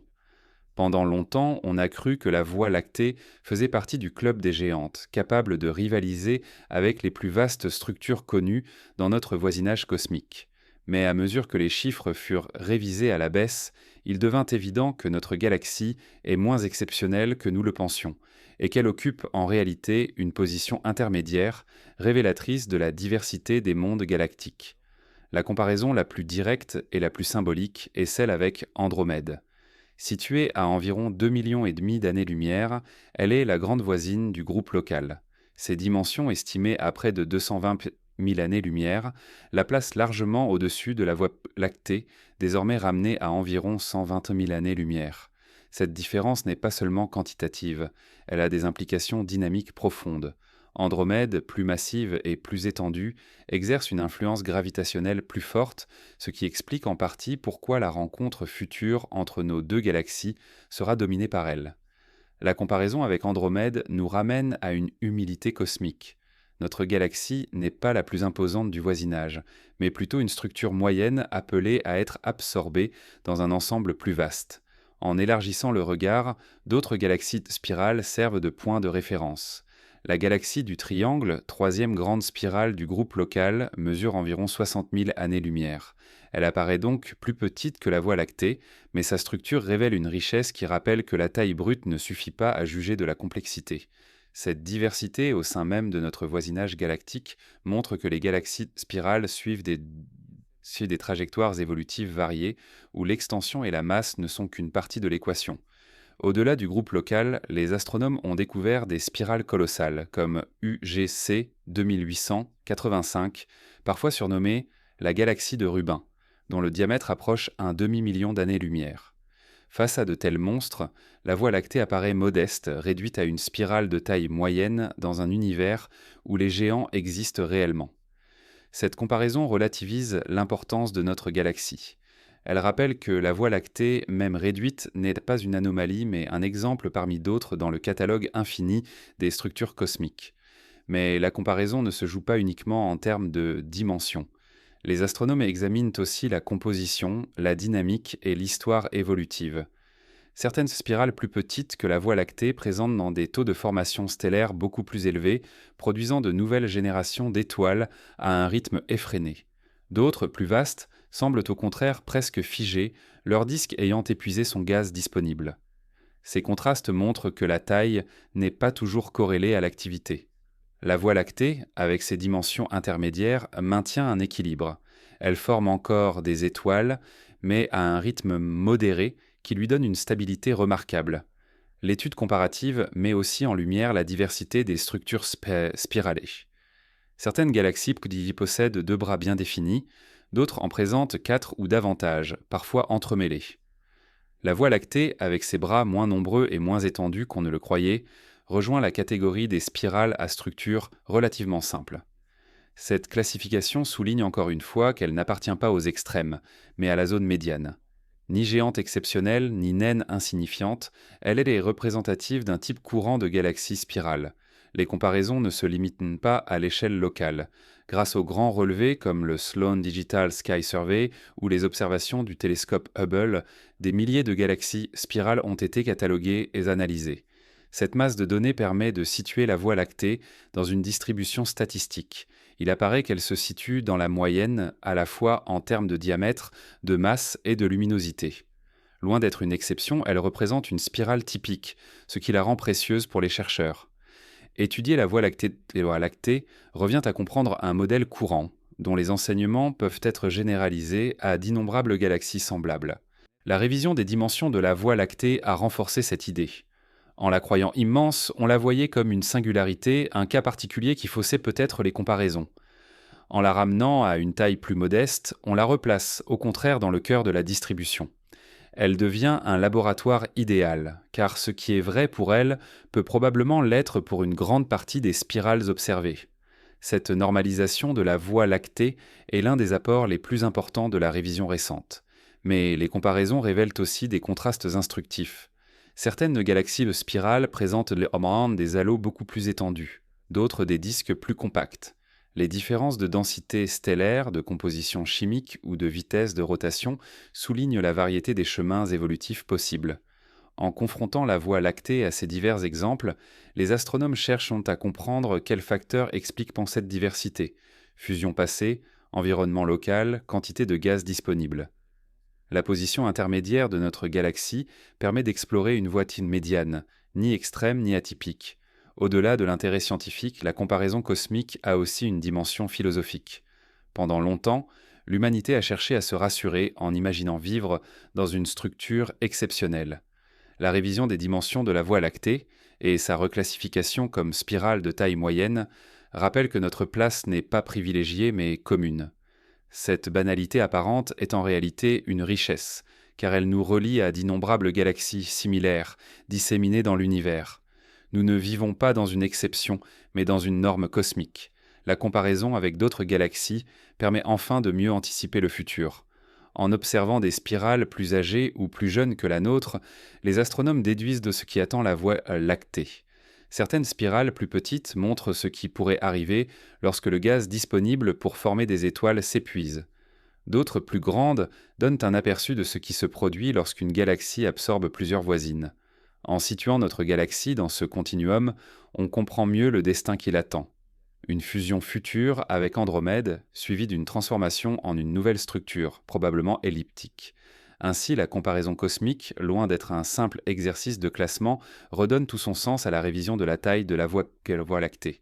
Elle montre que notre galaxie, plus petite que prévu, est en réalité plus représentative. Elle n'était pas une anomalie à expliquer, mais un exemple parmi des millions, ce qui la rend encore plus précieuse pour la science. Et pourtant, en découvrant sa modestie, une nouvelle question surgit. Si la Voie lactée est une spirale de taille moyenne, quelles implications cette révision a-t-elle sur les calculs précis de son diamètre, sur ces chiffres qui marquent une rupture avec l'image grandiose que nous avions héritée des générations passées? Quand les premières annonces concernant la réduction de la taille de la Voie lactée ont été rendues publiques, elles ont surpris par leur précision apparente. Après des décennies de chiffres approximatifs, oscillant entre 150 et 200 000 années-lumière, les nouvelles estimations se concentraient autour d'une valeur plus réduite, proche de 120 000 années-lumière pour le disque principal. Cette révision chiffrée, bien que technique, a représenté un tournant majeur dans la manière dont nous envisageons notre galaxie. Elle n'était pas seulement un ajustement statistique, mais une correction profonde qui changeait notre perception culturelle, scientifique et même philosophique de notre environnement cosmique. La révision s'appuie sur des données issues de multiples instruments. Les mesures de parallaxe de Gaïa ont constitué une base solide. En calculant la position exacte de plus d'1 milliard d'étoiles, le satellite a permis de dresser une carte en 3 dimensions, révélant que le disque ne s'étend pas aussi loin qu'on l'imaginait. Les observations radio, elles, vont confirmer que les concentrations de gaz et de poussière se concentraient dans une région plus compacte. Enfin, les vitesses orbitales des étoiles ont montré que la cohésion de la galaxie ne correspondait pas à une structure de 200 000 années-lumière. La convergence de ces différentes méthodes a donné confiance dans ce nouveau chiffre. Mais ce qui est frappant, c'est que la révision n'a pas consisté à trancher pour une valeur unique. Les astronomes ont précisé que la Voie lactée n'a pas de frontières strictes. Le chiffre de 120 000 années-lumière correspond au disque spiral principal, là où la densité d'étoiles est encore significative. Au-delà, on trouve un halo plus diffus, dont les limites sont floues et dépendent en Aquitaine des critères retenus. Selon qu'on inclut ou non les étoiles du halo lointain ou les galaxies naines en cours d'absorption, la taille pourrait varier. Cette nuance rappelle que les chiffres ne sont pas des vérités absolues, mais des conventions, choisies pour donner une cohérence au modèle. Cette révision chiffrée a des répercussions concrètes. Elle modifie par exemple les calculs de densité stellaire. Si la galaxie est plus petite, mais que le nombre d'étoiles reste similaire, cela signifie que leur concentration est plus élevée que prévu. Cela change aussi la manière dont on compare la Voie lactée aux autres galaxies. Plutôt que d'être un mastodonte rivalisant avec les plus grandes, elle devient une spirale de taille moyenne, plus représentative de la population générale. Cette reclassification influence la manière dont les astronomes conçoivent l'évolution des galaxies spirales dans l'univers. Au-delà des chiffres, cette révision a un impact symbolique. Pendant des générations, on a enseigné que nous vivions dans une galaxie colossale, presque au sommet de la hiérarchie cosmique. Découvrir que notre maison cosmique est plus modeste oblige à réévaluer cette image. Cela ne diminue pas son importance, mais cela change la manière dont nous nous situons dans le cosmos. La Voie lactée devient une galaxie typique, un laboratoire idéal pour comprendre les mécanismes généraux de l'évolution galactique. Cette correction illustre aussi le fonctionnement de la science moderne. Loin d'être un domaine figé, l'astronomie avance en révisant constamment ses propres conclusions. Les chiffres qui semblaient définitifs hier deviennent approximatifs aujourd'hui, remplacés par de nouvelles estimations plus fiables. Cette révision chiffrée est un exemple concret de ce processus. Elle montre que la science n'a pas peur de corriger ses erreurs, même si cela implique de réduire une grandeur qui avait longtemps nourri l'imaginaire collectif. Les débats au sein de la communauté scientifique ont montré que cette révision n'était pas seulement un ajustement technique, mais aussi une opportunité de rediscuter des fondements. Certains chercheurs insistent sur la nécessité de distinguer clairement entre le disque et le halo. D'autres rappellent que les critères choisis influencent directement les résultats et qu'il ne faut pas présenter ces chiffres comme définitifs. Cette pluralité de points de vue est une richesse, car elle oblige à affiner sans cesse les méthodes et à éviter toute simplification abusive. Le grand public, de son côté, a accueilli cette révision avec une certaine surprise. Les médias ont insisté sur le contraste entre les anciens chiffres et les nouveaux, soulignant que la galaxie était plus petite qu'on ne le croyait. Certains y ont vu une perte de grandeur, une sorte de désillusion cosmique. Mais pour les scientifiques, la satisfaction dominait. Une galaxie mieux mesurée, même plus modeste, est une galaxie mieux comprise. Et dans ce domaine, la précision est toujours plus précieuse que l'exagération. La révision chiffrée ne marque pas la fin du processus. De nouvelles missions, de nouveaux relevés viendront affiner encore ces estimations. Peut-être que le disque sera réduit de quelques milliers d'années-lumière supplémentaires ou, au contraire, légèrement étendu en fonction des critères retenus. Mais l'essentiel est acquis. La Voie lactée n'est pas la géante qu'on croyait, et ce constat a ouvert la voie à une compréhension plus réaliste et plus nuancée de sa place dans l'univers. En réduisant la taille de la Voie lactée, Cette révision oblige aussi à repenser la répartition de la matière noire, la dynamique des galaxies satellites et même les scénarios de collision futures avec Andromède. Chaque chiffre corrigé entraîne une cascade de conséquences théoriques et observationnelles. Ainsi, ce qui pourrait sembler un simple ajustement statistique est en réalité une réorganisation en profondeur de notre conception de la galaxie. Mais si la révision chiffrée a clarifié l'étendue du disque principal, elle laisse ouverte une interrogation plus vaste. Que deviennent nos calculs lorsqu'on intègre la matière invisible, cette composante mystérieuse qui échappe encore à la détection directe? Car c'est elle qui, plus que tout, conditionne la compréhension globale de la Voie lactée et pourrait encore modifier la perception de sa véritable ampleur. Au cœur de la révision de la taille de la Voie lactée se cache une énigme qui dépasse largement la simple question des distances et des dimensions visibles, celle de la matière noire. Car si l'on peut mesurer le diamètre du disque spiral, observer les bras et délimiter le halo stellaire, une part essentielle de la galaxie échappe encore à toute observation directe. La matière noire, invisible mais détectable par ses effets gravitationnels, représente la plus grande part de la masse totale de la Voie lactée. Et sa répartition influe directement sur la manière dont nous définissons les véritables limites de notre galaxie. Depuis que les astronomes ont constaté que les étoiles situées en périphérie tournent trop vite pour que la seule matière visible suffise à les maintenir en orbite, l'hypothèse d'une masse invisible s'est imposée. Cette matière, qui n'émet ni lumière ni rayonnement détectable, se manifeste uniquement par l'attraction qu'elle exerce. Les premiers modèles, construits sur des estimations généreuses de la taille de la Voie lactée, avaient attribué à cette matière noire un rôle tentaculaire, étendant son influence bien au-delà du disque spiral. Mais les nouvelles mesures, qui réduisent les dimensions de la galaxie visible, obligent à revoir cette répartition. Le halo de matière noire qui entoure la Voie lactée n'est pas infini. Il semble plus compact et plus dense qu'on ne l'avait imaginé. La difficulté tient au fait que la matière noire ne peut pas être mesurée directement. Les chercheurs déduisent de son existence en étudiant les vitesses orbitales des étoiles et des nuages de gaz. Plus une étoile est éloignée du centre galactique, plus sa vitesse devrait diminuer si seule la matière visible comptait. Or, les observations montrent que les vitesses restent élevées, même loin dans le disque. Ce décalage implique qu'une masse invisible est présente, distribuant sa gravité de manière diffuse. Pendant longtemps, on en a conclu que la Voie lactée devait être entourée d'un immense halo invisible. Mais en révisant les dimensions du disque, on réduit la zone à laquelle ces calculs s'appliquent, non? Et donc on affine les estimations de la distribution de la matière noire. Cette correction a plusieurs implications. D'abord, elle signifie que la masse totale de la Voie lactée est inférieure aux calculs anciens. Les chiffres révisés indiquent une galaxie plus légère, ce qui modifie sa place dans les comparaisons avec Andromède et les autres spirales du groupe local. Ensuite, cela change la manière dont on imagine ses interactions avec ses voisines. Si la Voie lactée est moins massive, l'attraction qu'elle exerce sur les galaxies naines satellites est différente, ce qui influence leur trajectoire et leur chance d'être absorbées.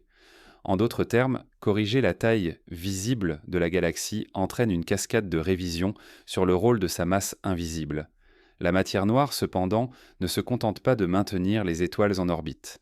Elle joue un rôle fondamental dans la formation même de la galaxie. Selon les modèles actuels, les galaxies de spirale comme la nôtre se sont formées à l'intérieur de halos de matière noire qui ont servi de structure gravitationnelle initiale pour concentrer le gaz et initier la formation stellaire. Réduire la taille de la Voie lactée revient donc aussi à interroger l'histoire de ce halo primordial. Était-il moins vaste que prévu ou bien s'est-il rétréci avec le temps? Ces questions montrent à quel point l'ajustement de quelques chiffres entraîne une réflexion profonde sur l'évolution cosmique. L'étude de la matière noire reste l'un des grands défis de l'astronomie moderne. Les instruments les plus sophistiqués tentent de détecter directement les particules hypothétiques qui la composeraient, mais sans succès à ce jour. Dans ce contexte, la Voie lactée devient un laboratoire précieux. En analysant sa dynamique interne, on peut tester les modèles de distribution de la matière noire et vérifier leur cohérence. La révision de sa taille permet de contraindre ces modèles plus étroitement. Une galaxie plus petite exige une répartition différente de cette masse invisible et certains scénarios théoriques se trouvent fragilisés par cette contrainte. Ce débat révèle aussi un aspect fascinant de la science. Parfois, ce que l'on ne voit pas compte plus que ce que l'on observe directement. Les étoiles, les nébuleuses, les bras spiraux constituent la partie visible de la Voie lactée, mais ils ne représentent qu'une fraction minoritaire de sa masse. La majorité demeure invisible, intangible, et pourtant déterminante. Cette réalité modifie la perception que nous avons de notre galaxie. Sa réduction en taille ne doit pas être comprise comme un amoindrissement, car la masse invisible qui la structure reste immense et continue de défier nos instruments. Le rôle de la matière noire dans la révision des dimensions de la Voie lactée est donc double. D'un côté, elle a contribué à gonfler artificiellement les estimations anciennes, en servant de justification à une galaxie surdimensionnée. De l'autre, elle est désormais un facteur de correction, car la nouvelle répartition oblige à repenser sa concentration et son influence. Cette ambivalence illustre la complexité du problème. La matière noire n'est pas seulement une variable à ajouter aux équations, elle est une composante centrale dont la compréhension conditionne l'ensemble de la cosmologie moderne. Certains chercheurs vont même plus loin en suggérant que la révision des dimensions de la Voie lactée pourrait révéler les limites de l'hypothèse de la matière noire telle qu'elle est formulée. Si les observations ne correspondent pas parfaitement aux modèles actuels, peut-être faut-il envisager des modifications de la théorie de la gravité elle-même. Ces propositions restent de controversées, mais elles montrent que la question de la taille de la galaxie n'est pas un détail secondaire. Elle touche au cœur des débats les plus fondamentaux de la physique contemporaine. Pour le grand public, l'évocation de la matière noire a souvent un parfum de mystère. On parle d'une substance invisible, indétectable, mais essentielle pour expliquer l'univers. Dans le cas de la Voie lactée, ce mystère devient plus concret. Chaque étoile que nous voyons dans le ciel nocturne est maintenue sur son orbite par une gravité qui dépasse ce que la matière visible peut fournir. La révision de la taille de la galaxie ne fait que renforcer ce paradoxe. Plus nous précisons ses dimensions, plus nous prenons conscience du rôle immense de ce que nous ne voyons pas. En fin de compte, la matière noire est le fil rouge qui relie les corrections chiffrées de la Voie lactée à des questions cosmologiques universelles. Elle montre que mesurer notre galaxie n'est pas seulement un exercice de cartographie, mais un moyen de tester les lois fondamentales de la nature. Et si la Voie lactée est plus petite qu'on ne le croyait, cela signifie peut-être que la matière noire y est plus concentrée, plus structurante, plus proche de nous qu'on ne l'imaginait. Mais cette réflexion ouvre une nouvelle interrogation. Si la matière noire redéfinit les limites invisibles de la Voie lactée, que nous disent alors ces satellites visibles, ces petites galaxies qui gravitent autour d'elle, sur l'ampleur véritable de son territoire gravitationnel, car elles aussi participent à tracer une frontière mouvante entre ce qui appartient à la Voie lactée et ce qui lui échappe. Autour de la Voie lactée gravitent une multitude de petites galaxies naines, qui jouent un rôle crucial dans la compréhension de ses dimensions réelles. Ces satellites, parfois si diffus qu'ils se confondent presque avec le fond cosmique, sont autant de témoins de l'influence gravitationnelle de notre galaxie. Leur présence, leur trajectoire et leur interaction révèlent l'ampleur du territoire invisible de la Voie lactée. Si l'on cherche à comprendre où se situent les véritables limites de notre galaxie, il faut s'intéresser à ses compagnons discrets qui orbitent autour d'elle depuis des milliards d'années. Les plus célèbres de ces satellites sont les nuages de Magellan, visibles à l'œil nu depuis l'hémisphère sud. Ces deux galaxies naines, le grand nuage et le petit nuage, sont liées à la Voie lactée par une interaction complexe. Elles sont reliées par des ponts de gaz, signe d'un dialogue gravitationnel ancien, et leur trajectoire semble indiquer qu'elles finiront par être absorbées dans le disque galactique. Leur proximité illustre parfaitement le rôle de la Voie lactée en tant que galaxie dominante dans son voisinage immédiat. Mais leur étude va plus loin. En suivant leurs mouvements, les astronomes déduisent la masse totale de notre galaxie, et donc l'étendue de son champ gravitationnel. Plus la Voie lactée est massive, plus elle attire fortement ses satellites. La révision des chiffres récents, qui réduisent sa taille, suggère aussi une masse plus modeste et donc une attraction moins tentaculaire qu'on ne l'avait cru. En dehors des nuages de Magellan, des dizaines d'autres galaxies naines accompagnent la Voie lactée. Certaines, comme la galaxie naine du Sagittaire, sont en cours d'absorption, leurs étoiles se dispersant dans des courants visibles à travers le halo. Ces flux stellaires tracent des arcs autour du disque, preuve tangible que la Voie lactée grandit en engloutissant ses voisines. D'autres, comme la galaxie naine du Grand Chien, ont été découvertes plus récemment grâce à des relevés infrarouges qui percent les zones obscurcies par la poussière. Chaque découverte enrichit la carte du voisinage galactique et redéfinit les contours de l'influence de la Voie lactée. Ces satellites galactiques ne sont pas de simples compagnons passifs. Ils influencent la dynamique interne de la Voie lactée. Le passage répété de la galaxie naine du Sagittaire, par exemple, a laissé des traces dans la structure du disque. Les oscillations détectées dans certaines régions pourraient être la conséquence de son influence gravitationnelle. Cela montre que la Voie lactée n'est pas un système isolé, mais une entité constamment remodelée par les interactions avec ses voisines. Une révision de sa taille ne peut donc se faire sans tenir compte de ces forces extérieures qui modifient son équilibre. Les galaxies satellites posent aussi la question des limites réelles de la Voie lactée. Faut-il les considérer comme faisant partie intégrante de la galaxie ou comme des entités indépendantes simplement liées partant que par la gravité? La réponse dépend des définitions adoptées. Si l'on inclut ces galaxies aussi dans le calcul, la Voie lactée paraît plus vaste. Si l'on choisit de les exclure, elle devient plus compacte. Cette ambiguïté souligne encore une fois que la taille d'une galaxie n'est pas une valeur absolue, mais une convention scientifique. La frontière entre la Voie lactée et son environnement est floue, tracée par la gravité plutôt que par des contours nets. Les satellites jouent également un rôle historique. Ils sont les vestiges de l'époque où la Voie lactée se formait, accumulant petit à petit de plus petites galaxies pour devenir ce qu'elle est aujourd'hui. Certains de ces satellites sont des rescapés de cette longue histoire, survivant d'un processus d'accrétion qui a façonné le disque et le halo. Étudier leur composition chimique, leur âge et leur trajectoire permet de reconstituer la chronologie des fusions passées. Ces indices révèlent que la Voie lactée est le produit d'une construction progressive et que sa taille actuelle reflète cette histoire de croissance par absorption. Les missions modernes ont révolutionné l'étude des satellites galactiques.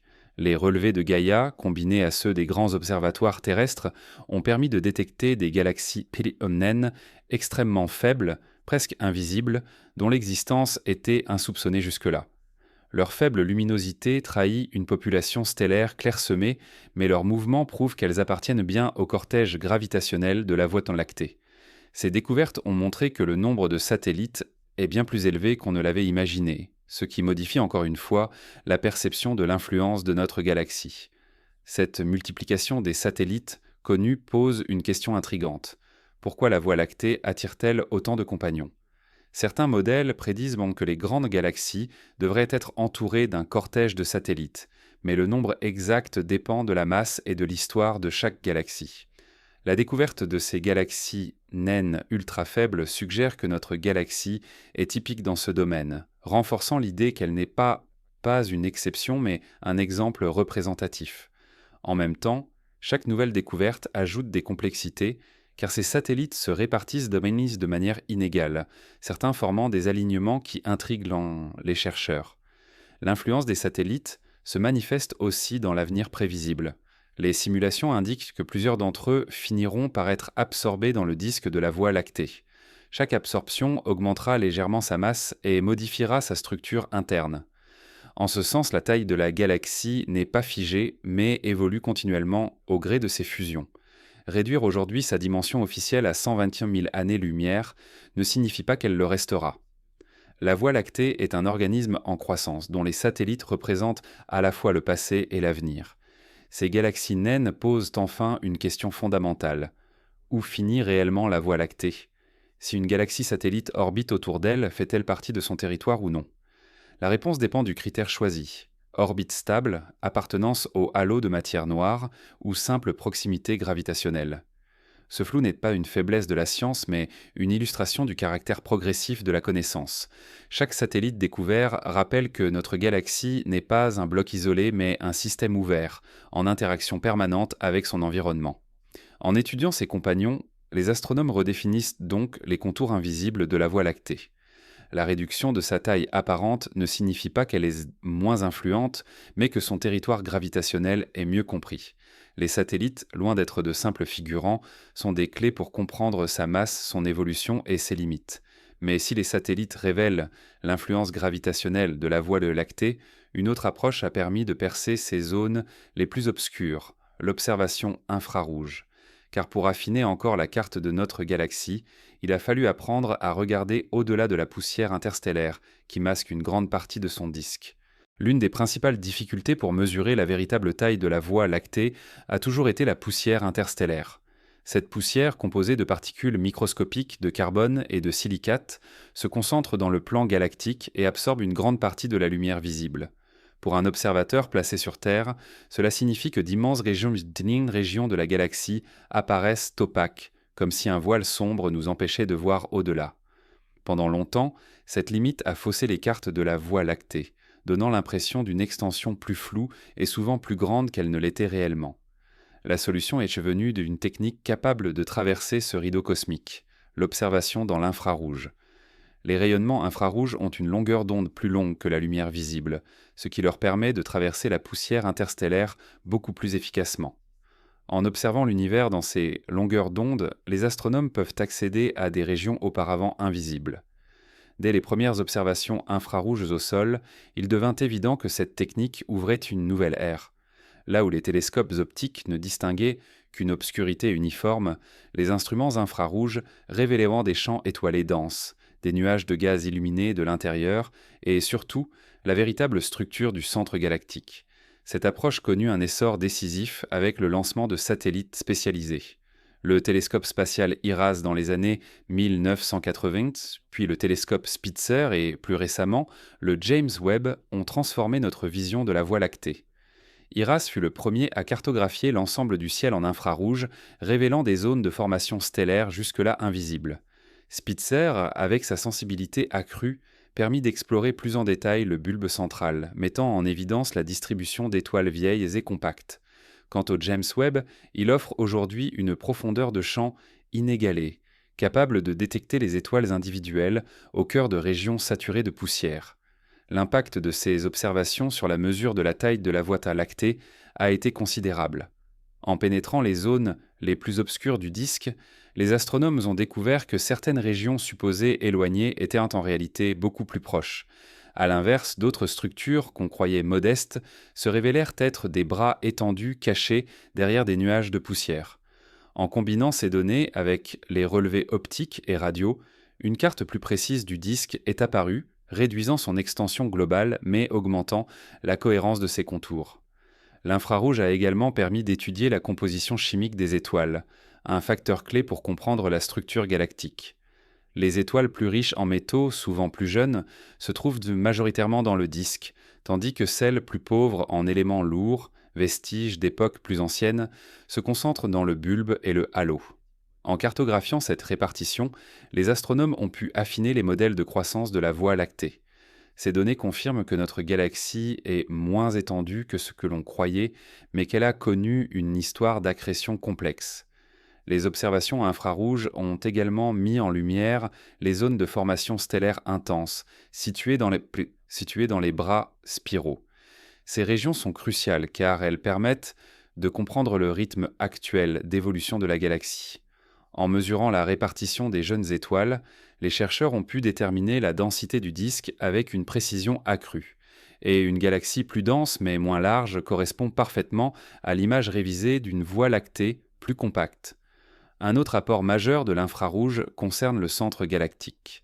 Le bulbe central, invisible dans le visible, se dévoile avec une clarté saisissante en infrarouge. Les télescopes ont révélé une concentration d'étoiles vieilles et une activité intense autour du trou noir supermassif Sagittarius A étoile. L'étude de cette région a permis de recalculer la masse centrale et, par extension, d'affiner les modèles de rotation des étoiles dans l'ensemble du disque. Ces corrections renforcent l'idée que la galaxie ne s'étend pas aussi loin qu'on l'avait imaginé autrefois. L'importance de l'observation infrarouge ne se limite pas à la précision des mesures. Elle a aussi changé la philosophie de l'astronomie. Elle rappelle que l'univers visible n'est qu'une partie de la réalité. Derrière chaque voile de poussière se cachent des structures insoupçonnées, qui modifient radicalement notre compréhension. Pour la Voie lactée, ce fut une leçon d'humilité.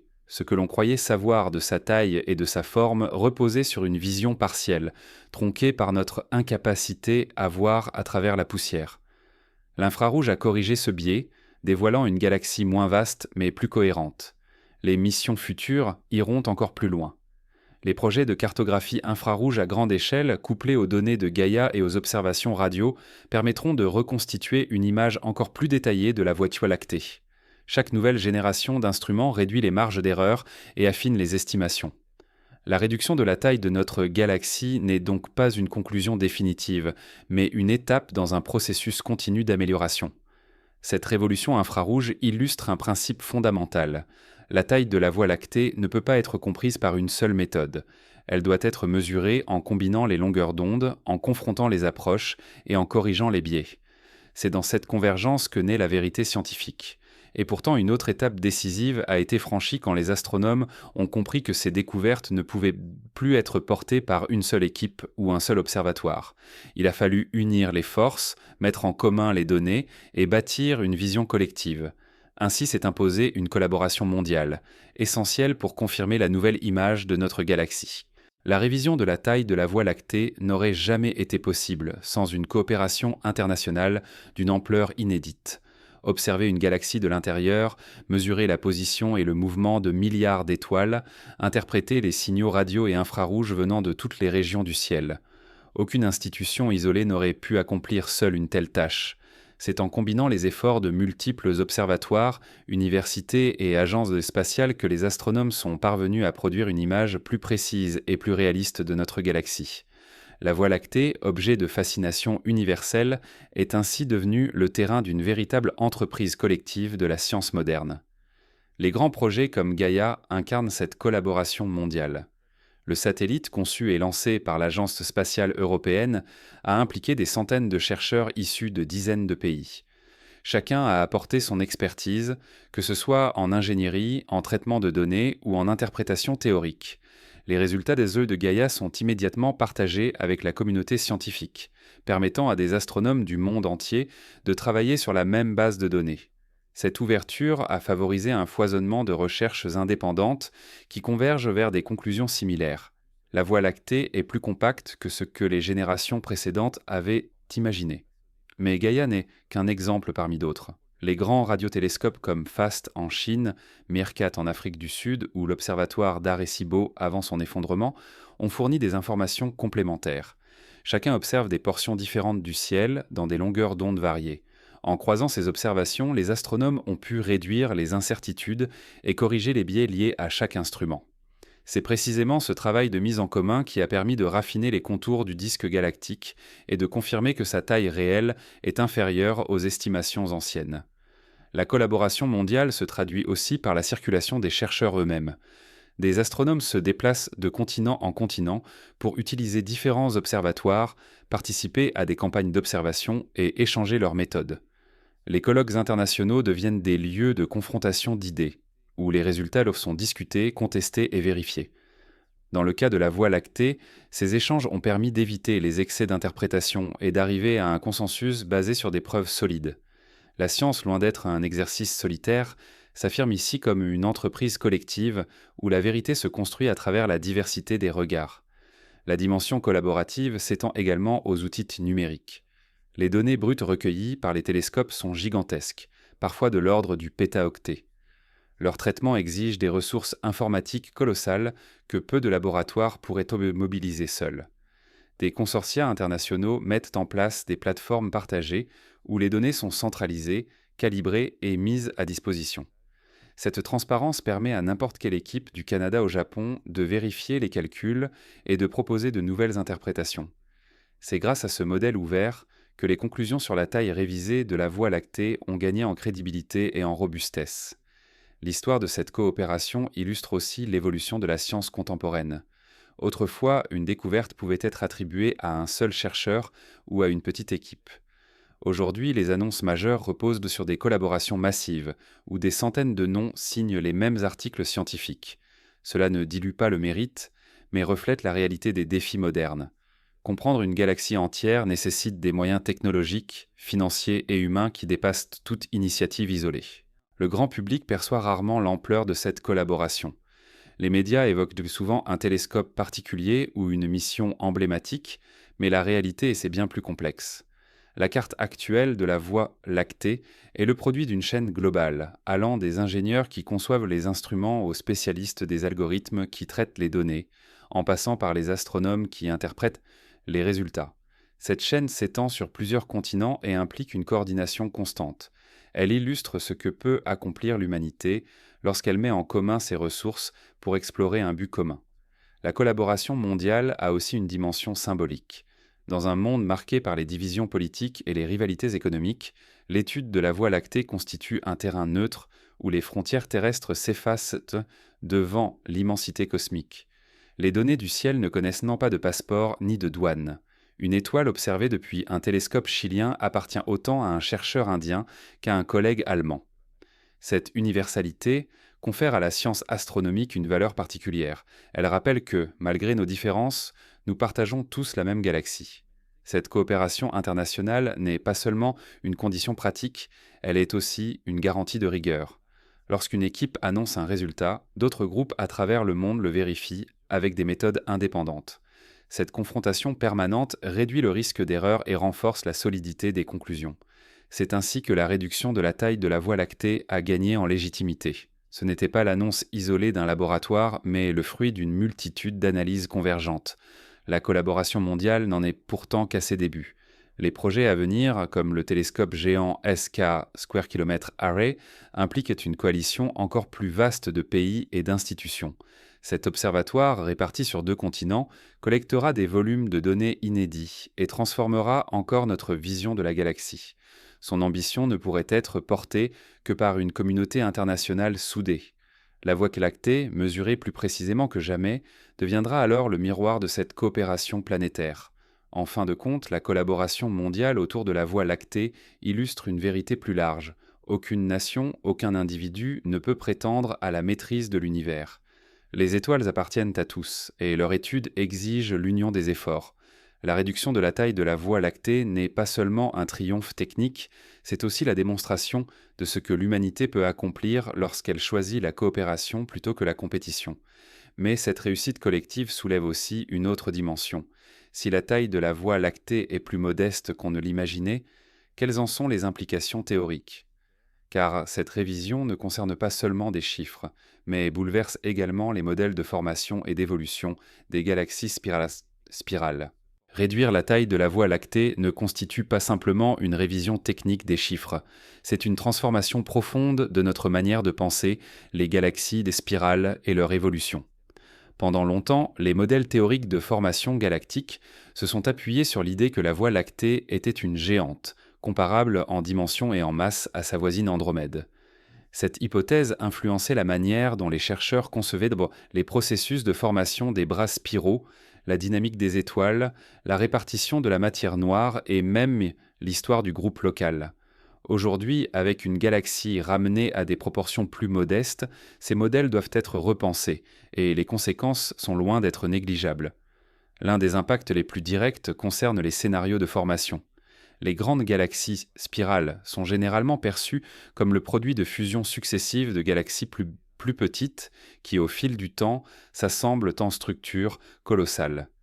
Si la Voie lactée est moins massive qu'on le croyait, cela signifie que son histoire de fusion pourrait avoir été moins violente et moins riche que celle d'Andromède. Elle aurait peut-être absorbé moins de satellites ou de galaxies naines, ce qui expliquerait sa structure relativement régulière. Cette révision invite donc à nuancer les récits de croissance par accrétion et à envisager que la Voie lactée ait suivi une trajectoire plus calme que d'autres spirales de grande taille. L'impact se manifeste également dans la modélisation des bras spiraux. Les modèles théoriques anciens supposaient une structure à 4 bras principaux s'étendant loin vers la périphérie. Mais avec une galaxie plus compacte, ces bras apparaissent moins nombreux et moins étendus, ce qui oblige à repenser les mécanismes de leur maintien.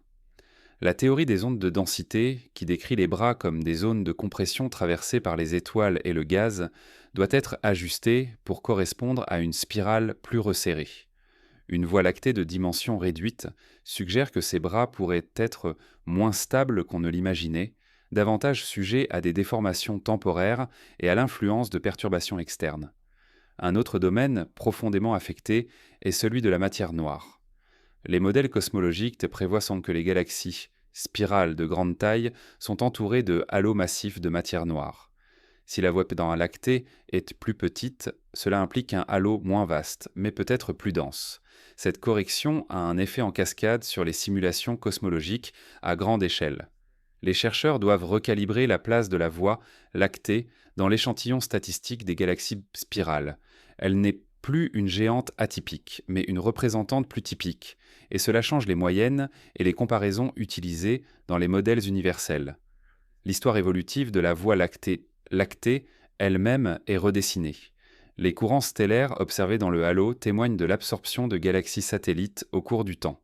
Avec une Voie lactée plus modeste, ces événements apparaissent encore plus importants relativement à sa masse totale. Chaque fusion passée a joué un rôle proportionnellement plus significatif. Cela rehausse l'importance des interactions avec les galaxies naines, qui ne sont plus de simples détails périphériques, mais des éléments centraux de la croissance. Cette perspective change la manière dont on interprète les cicatrices visibles dans le halo et les oscillations détectées dans le disque. Les modèles théoriques qui prédisent l'avenir de la Voie lactée sont eux aussi impactés. La collision avec Andromède, prévue dans quelques milliards d'années, a longtemps été décrite comme une rencontre entre deux géantes comparables. Désormais, il apparaît qu'il s'agira de la fusion d'une galaxie dominante avec une voisine plus modeste. Cette asymétrie change la dynamique prévue de la rencontre.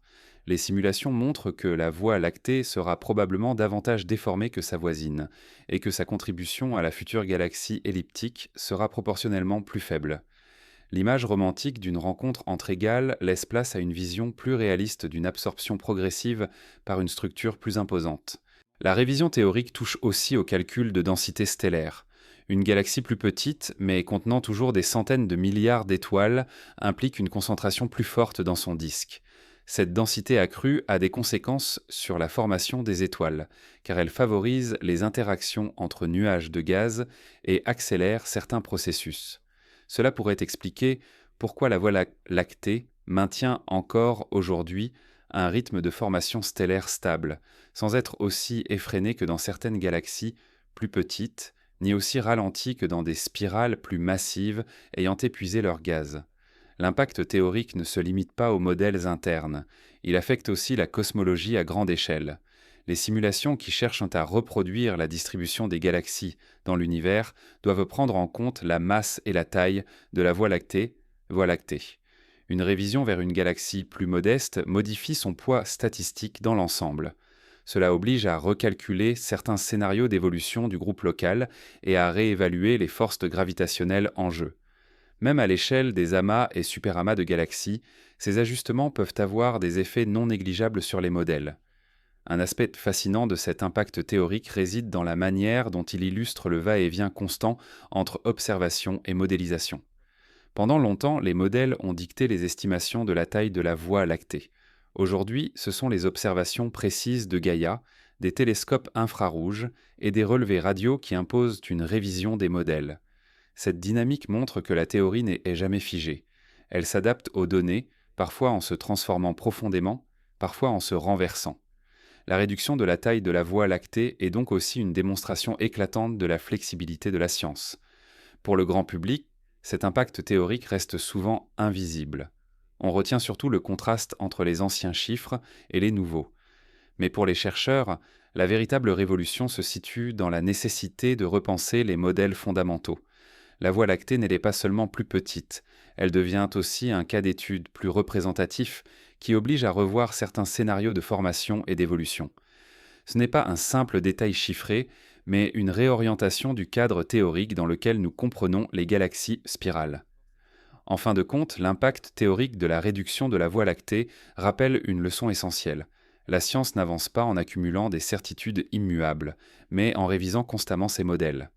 La Voie lactée, plus modeste qu'on ne le pensait, n'en est pas moins un objet scientifique d'une valeur inestimable. Sa normalité nouvelle en fait un laboratoire universel, et cette révision ouvre une nouvelle question. Si elle est tant plus représentative qu'exceptionnelle, qu'apprenons-nous en la comparant à sa voisine la plus proche, Andromède, qui continue d'incarner une dimension plus vaste et un destin différent ?